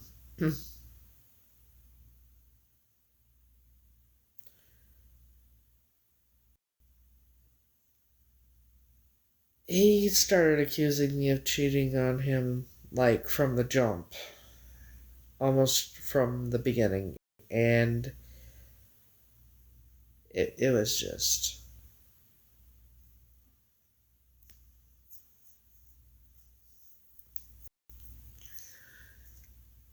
It was a really, really fucked up relationship.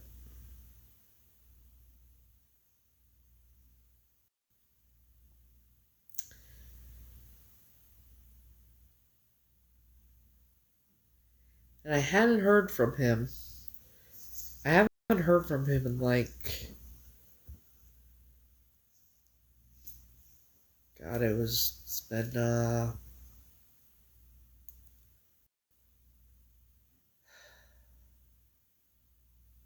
it's been a minute, you know? It's been a, it's been a bit. Um, but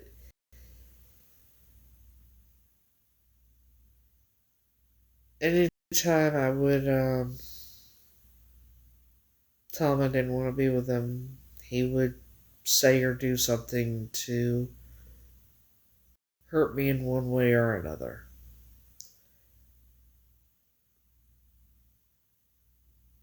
Told me he hoped I rolled my car and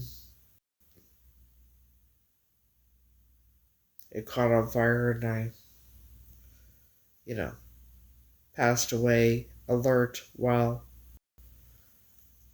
because that's what I deserved. Um, he hoped I passed from a slow, painful passing because that's what I deserved. Told him another time I didn't want to be with him, and he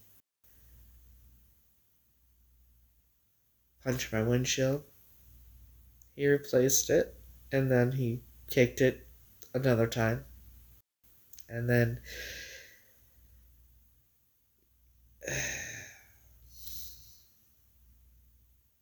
I called my car Betty Davis. Yeah, she's got Betty Davis eyes for a reason. He fucked it up because I didn't like the day that he did that. I called the cops because he pulled a knife on me, and we both got arrested because I had a warrant for failure to appear for traffic. And so we both got arrested. He got out hours before I did, and when the neighbor went to go get my car, there was no way to drive it because the wiring had been yanked out. It was just trashed. He did a lot of damage to my car that I had. Um,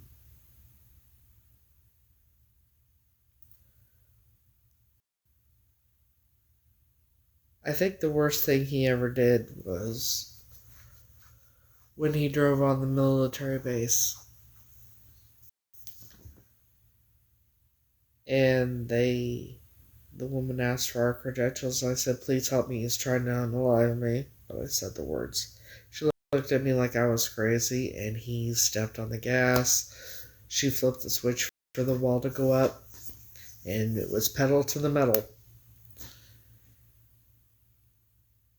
And, head on. I wasn't wearing a seatbelt. And the only injury I had was two broken wrist. Chipped off at the same exact spot. Mirror image of each other.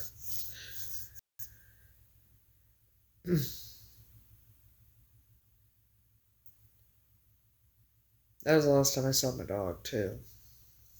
Bad. He was in jail for a month.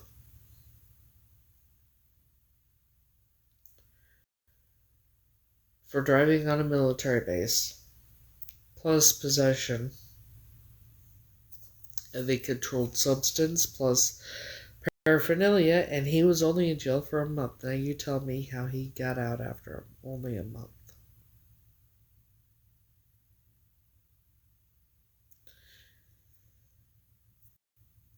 And how is it that he would pop up at where I had been living in 2021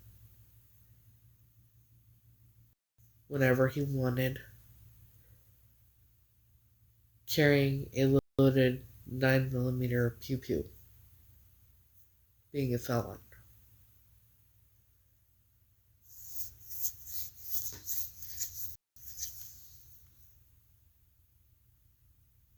So is he an undercover or is he a snitch?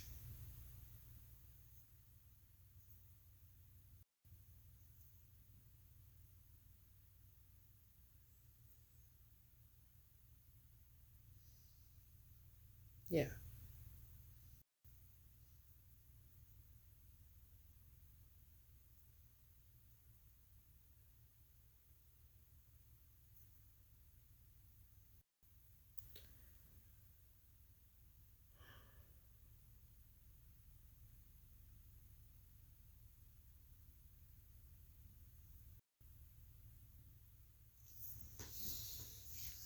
You know, for a while there, I thought something had happened to him. But I don't think that anymore. I think he's been watching.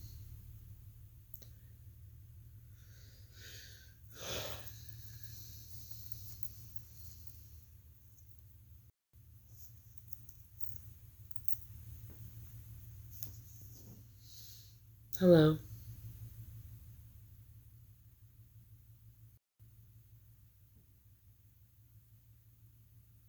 Could be.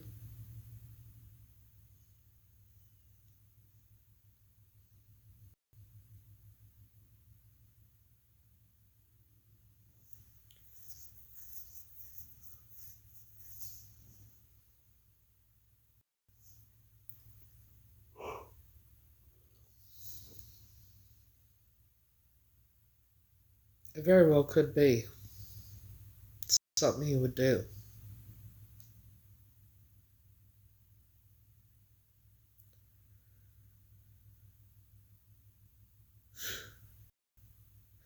Yeah, they don't like this is a whole nother planet again. Let me tell you something. The beginning of November of 2024. No, 2023, sorry. November 2023, when I first ended up staying at the drop-in center.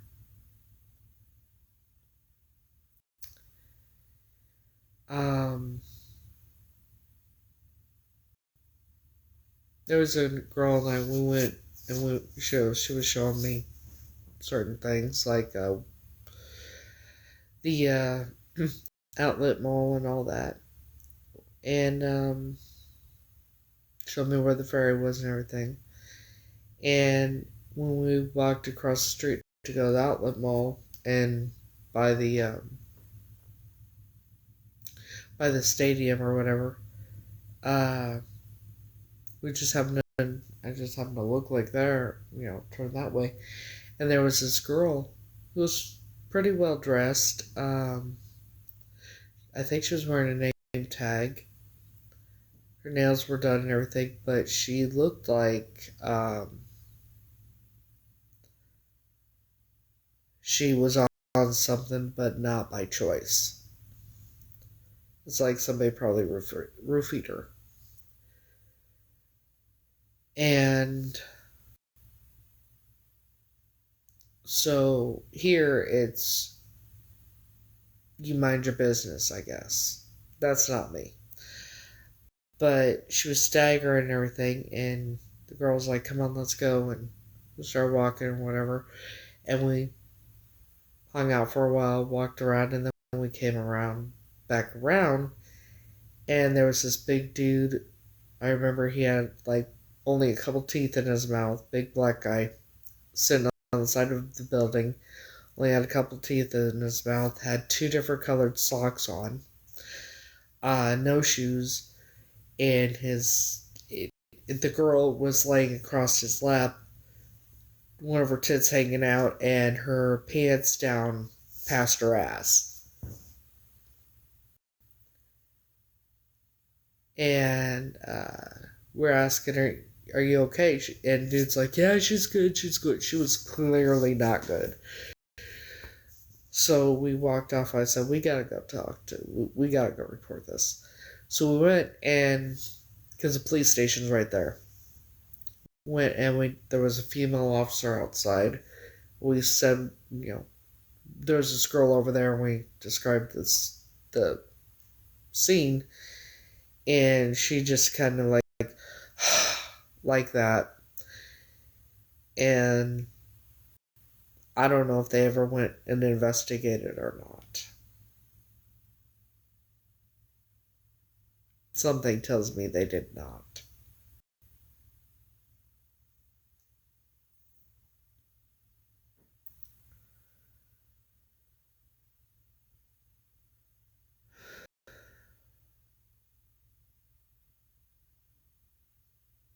So there's that. And then there was I went down there in that area. I used to go down there all the time after I moved in here to check on people. And I was hanging out. It was me, Maddie, another friend of ours, and then two black girls. 3 white people, 2 black girls, right? Me and the one had her own place. Maddie obviously still homeless to this day, and then the 2 black girls were homeless as well. We're sitting on one stoop. The one girl was, I don't know where she went off to, but there was one of the black girls were like off this way, on the sidewalk, just talking or whatever on the phone. And the business owner, we were on the stoop here, and then 2 doors down is a steakhouse.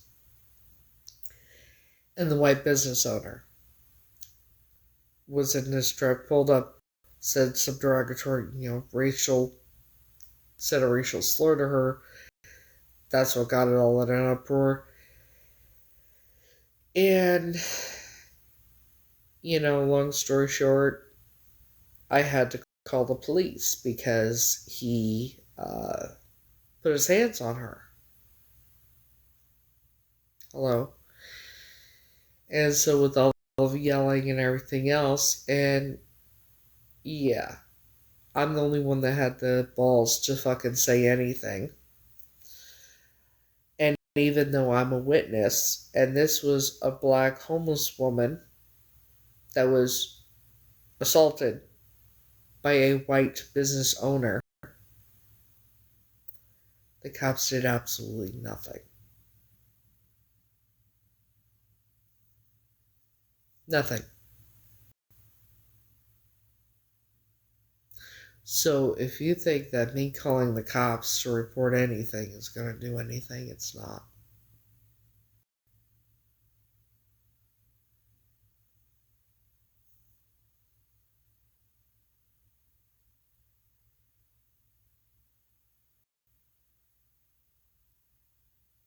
Besides, the cops have known what's been going on this whole time. Ain't gonna matter. So I will deal with it myself.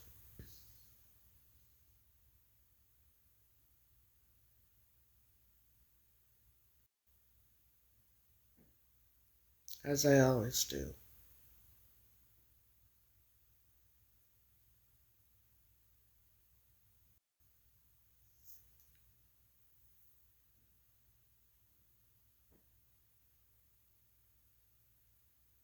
So Brian, if you're watching still, and you've been popping up at my house to watch me, stalk me, whatever, pop up and say some shit. Ring my fucking doorbell. Be a man, not a little... Well, we all know.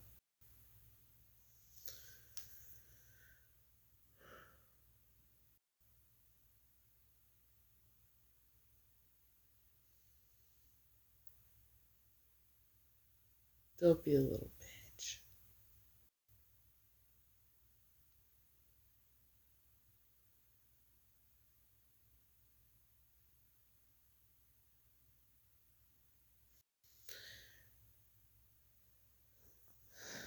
See, I'm in love with Frankie.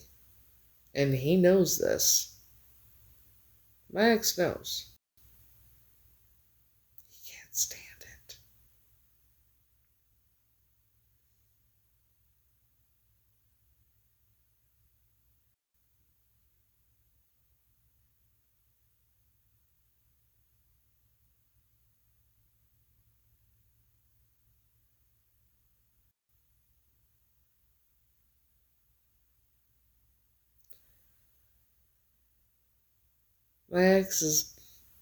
My ex was mad. Probably still is to this day. Because the reason I would never get back together with him is because Frankie has my heart. I'm in love with him.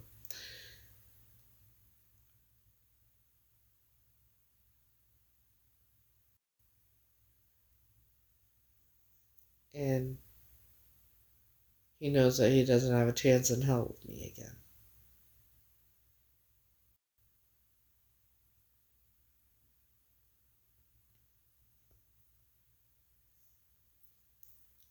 But Brian, if you're feeling like you fucking leap. Feeling froggy, leap.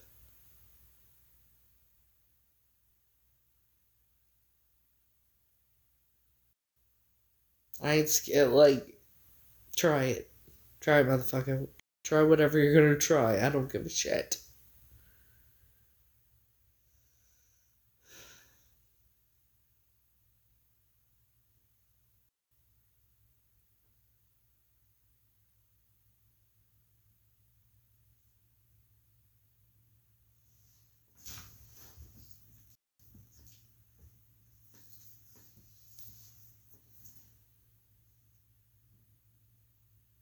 Got 107 people in here.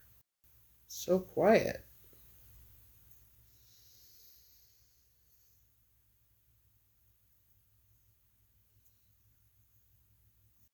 So how many of you belong to the cult? That's just my first go-to is how many, because I know there's some in here that are. Um,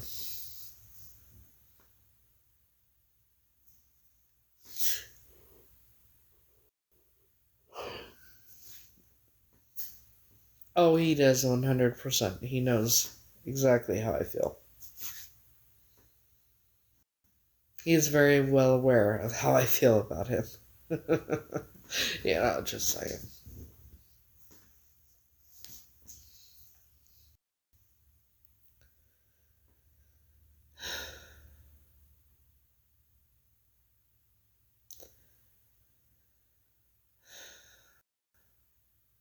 I am who I am. He's very handsome.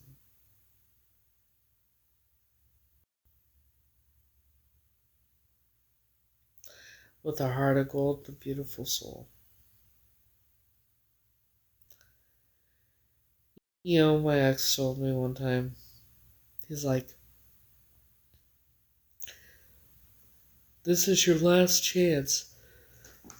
You can have something real or something that'll never happen.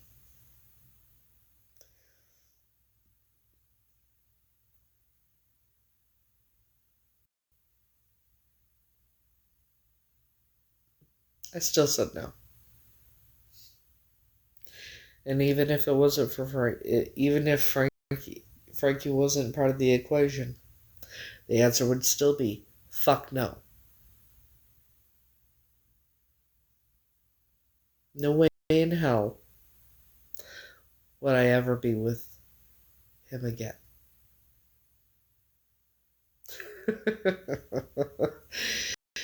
No, I just said no. I'm gonna wait.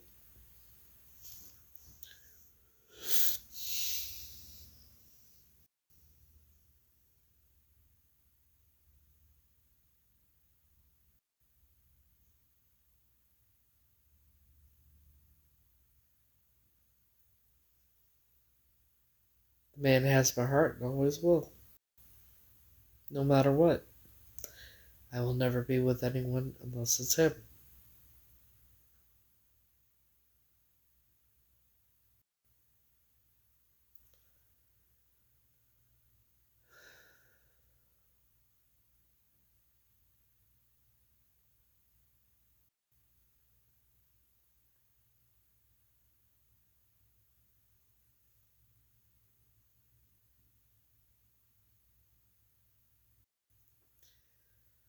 So,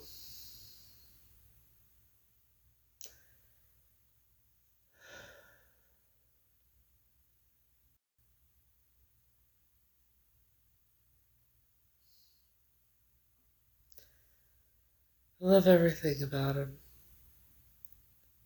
Love his heart.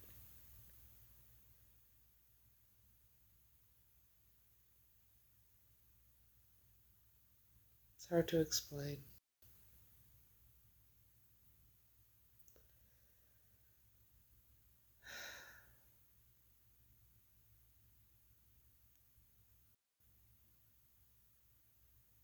I love everything about him.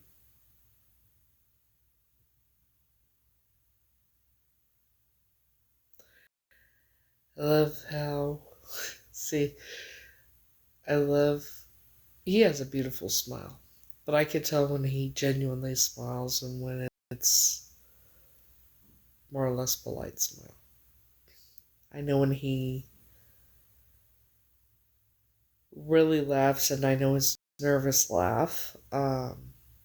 When he genuinely smiles, he smiles from his eyes. His whole face lights up.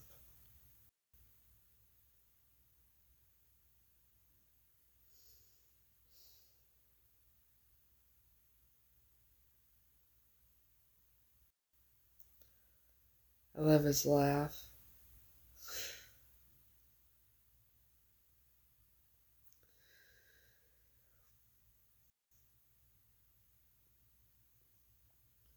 I love his heart, how he cares about others,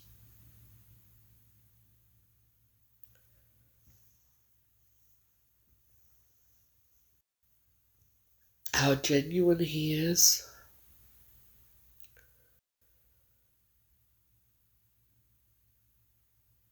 See, the first thing I saw when I saw him was his heart and his soul. That's why I fell in love with him. He has a beautiful soul and a heart of gold.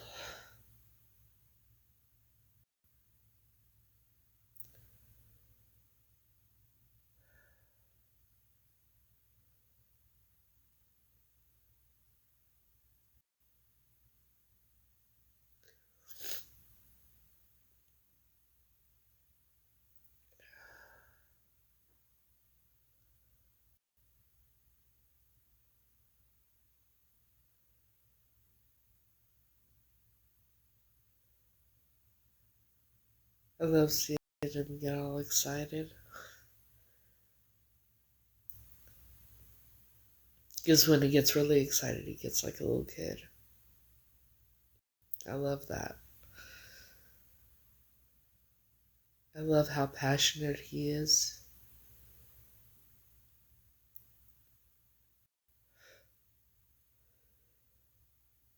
It's complicated. He's an entertainer. Um,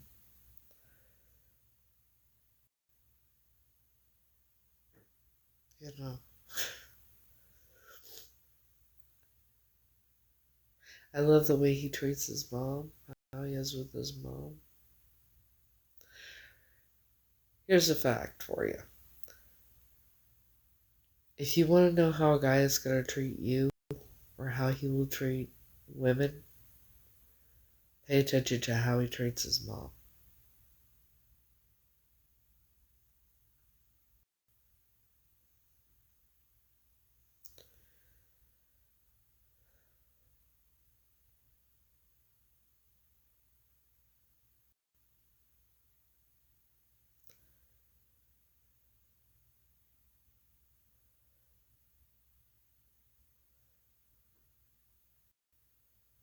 I love he has this childlike energy about him, if that makes sense. Um,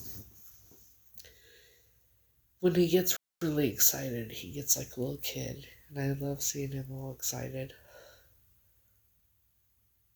And his sister too, and his nieces. I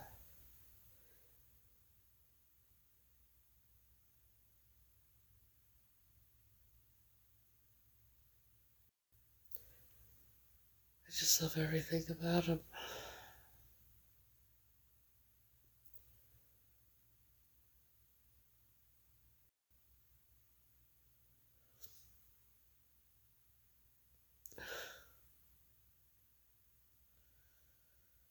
You know?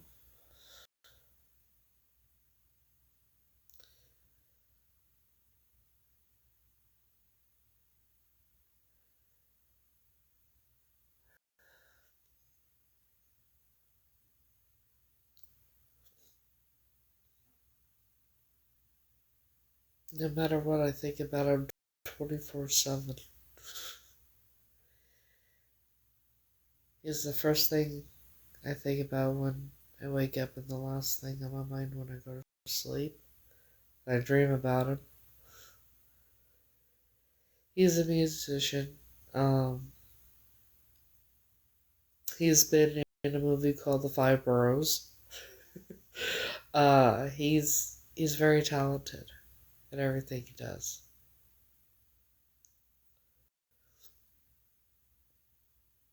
And he just came, his song Collide was just released not long ago.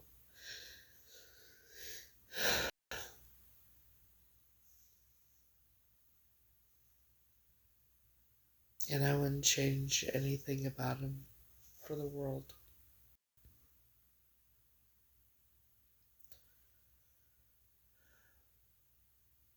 And I am beyond proud of that man.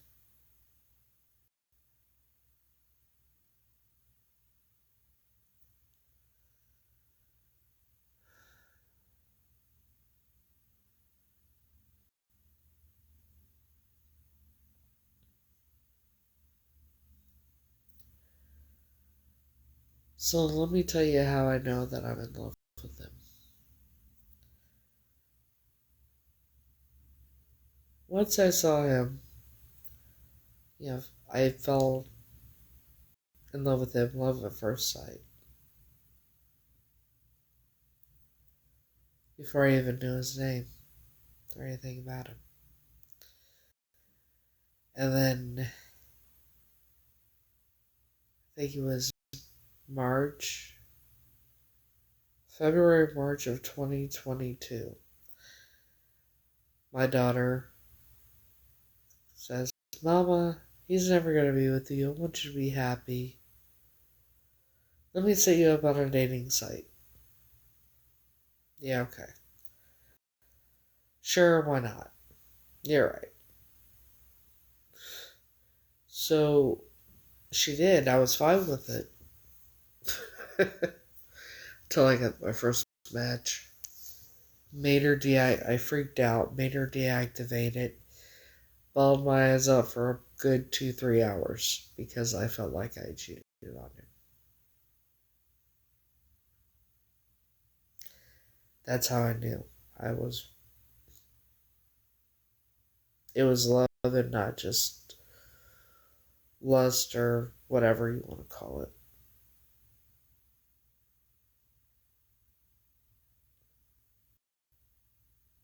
Have a good night.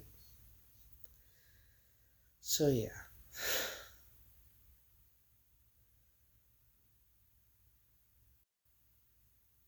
I truly am in love with him.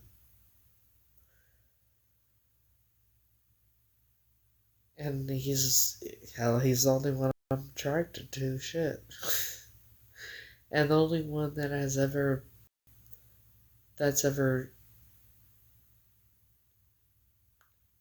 been physically affectionate with me that didn't really make my skin crawl, that I was okay with it. He knows. Yes, he knows. Trust and believe he knows.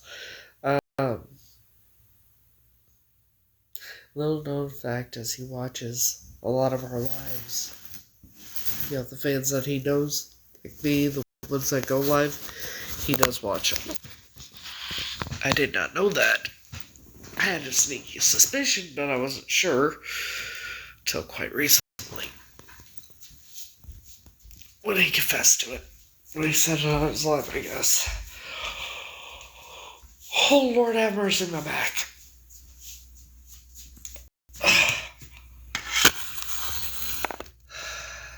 Hello. Oh, my back.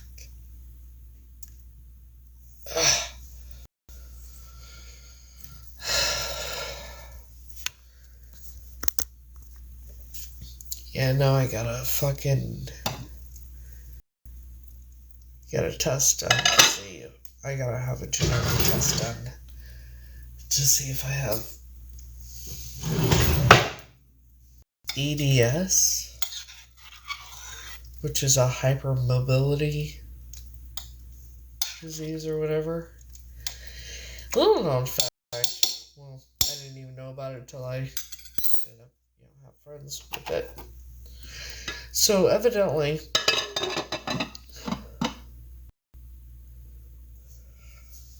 why would I block him so he can't see me? I'm happy he watches my lives if he does.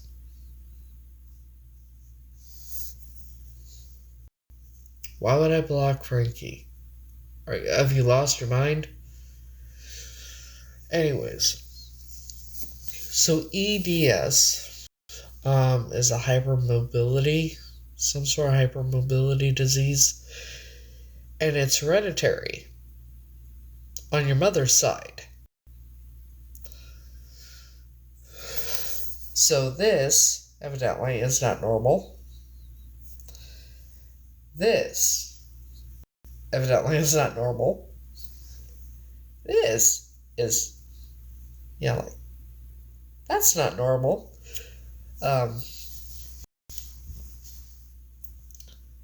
Evidently that's not quite normal.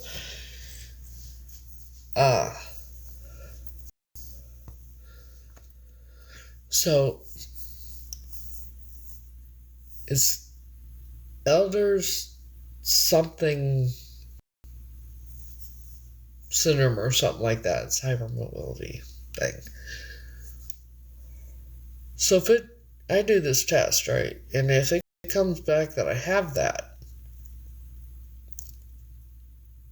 but it's hereditary from your mother's side, right?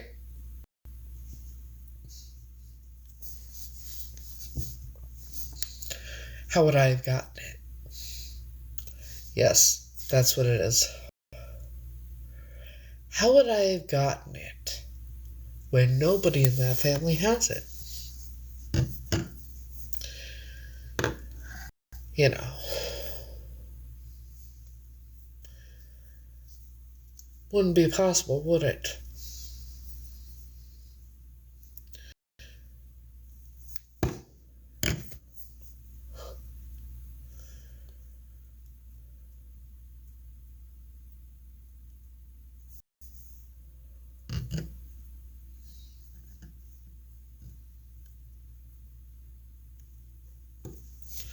So,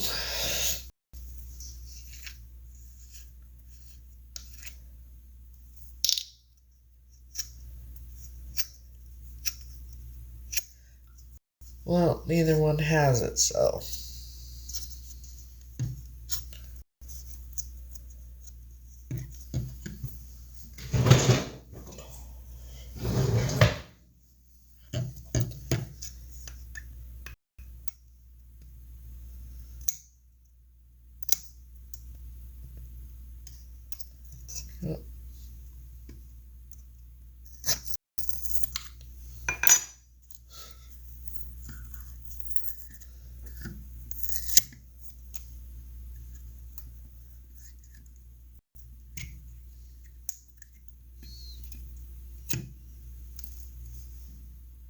That smells good. That's what I was trying to do, is smell this.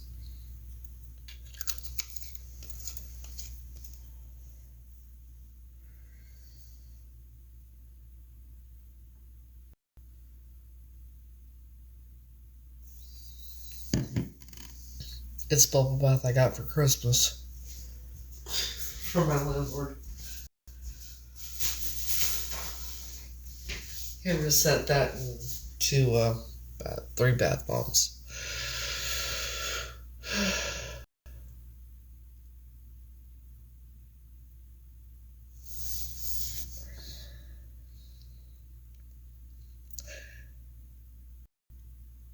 Let me explain something. Let me ask. Do you really think I'm Heather?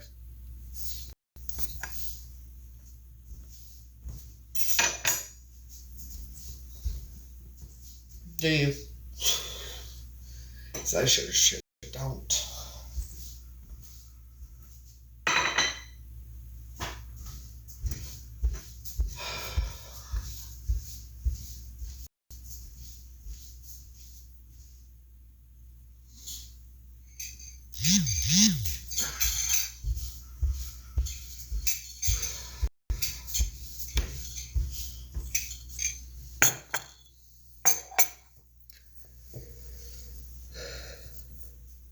No?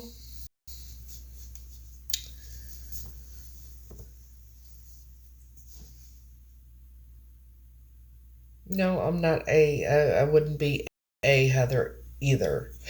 If I'm not Heather, I would be a Tanya. So there's that.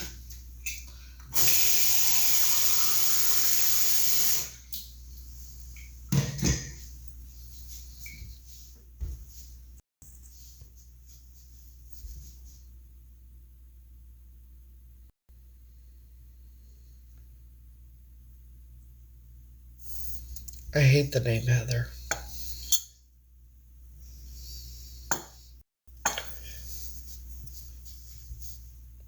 And it never felt right.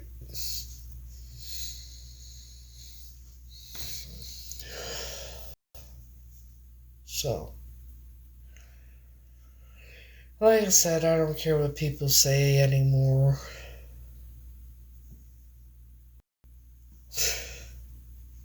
Well, I'm just waiting for the DNA test to come back. Because if the DNA test comes back, once that happens, then... No, if the DNA test shows that I'm Tanya, then I'm going by my real name. But I sure should know I'm not Heather.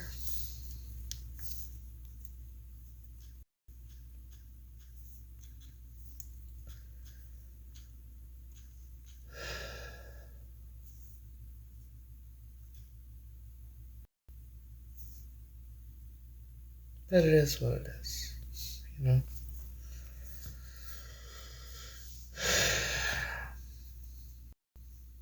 Anywho, I am going to end this because I need to go to bed.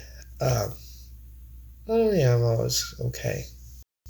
I'm always gonna be alright, no matter what. So, but I do need to go to bed because I gotta get up early, and it's already 3 a.m. So,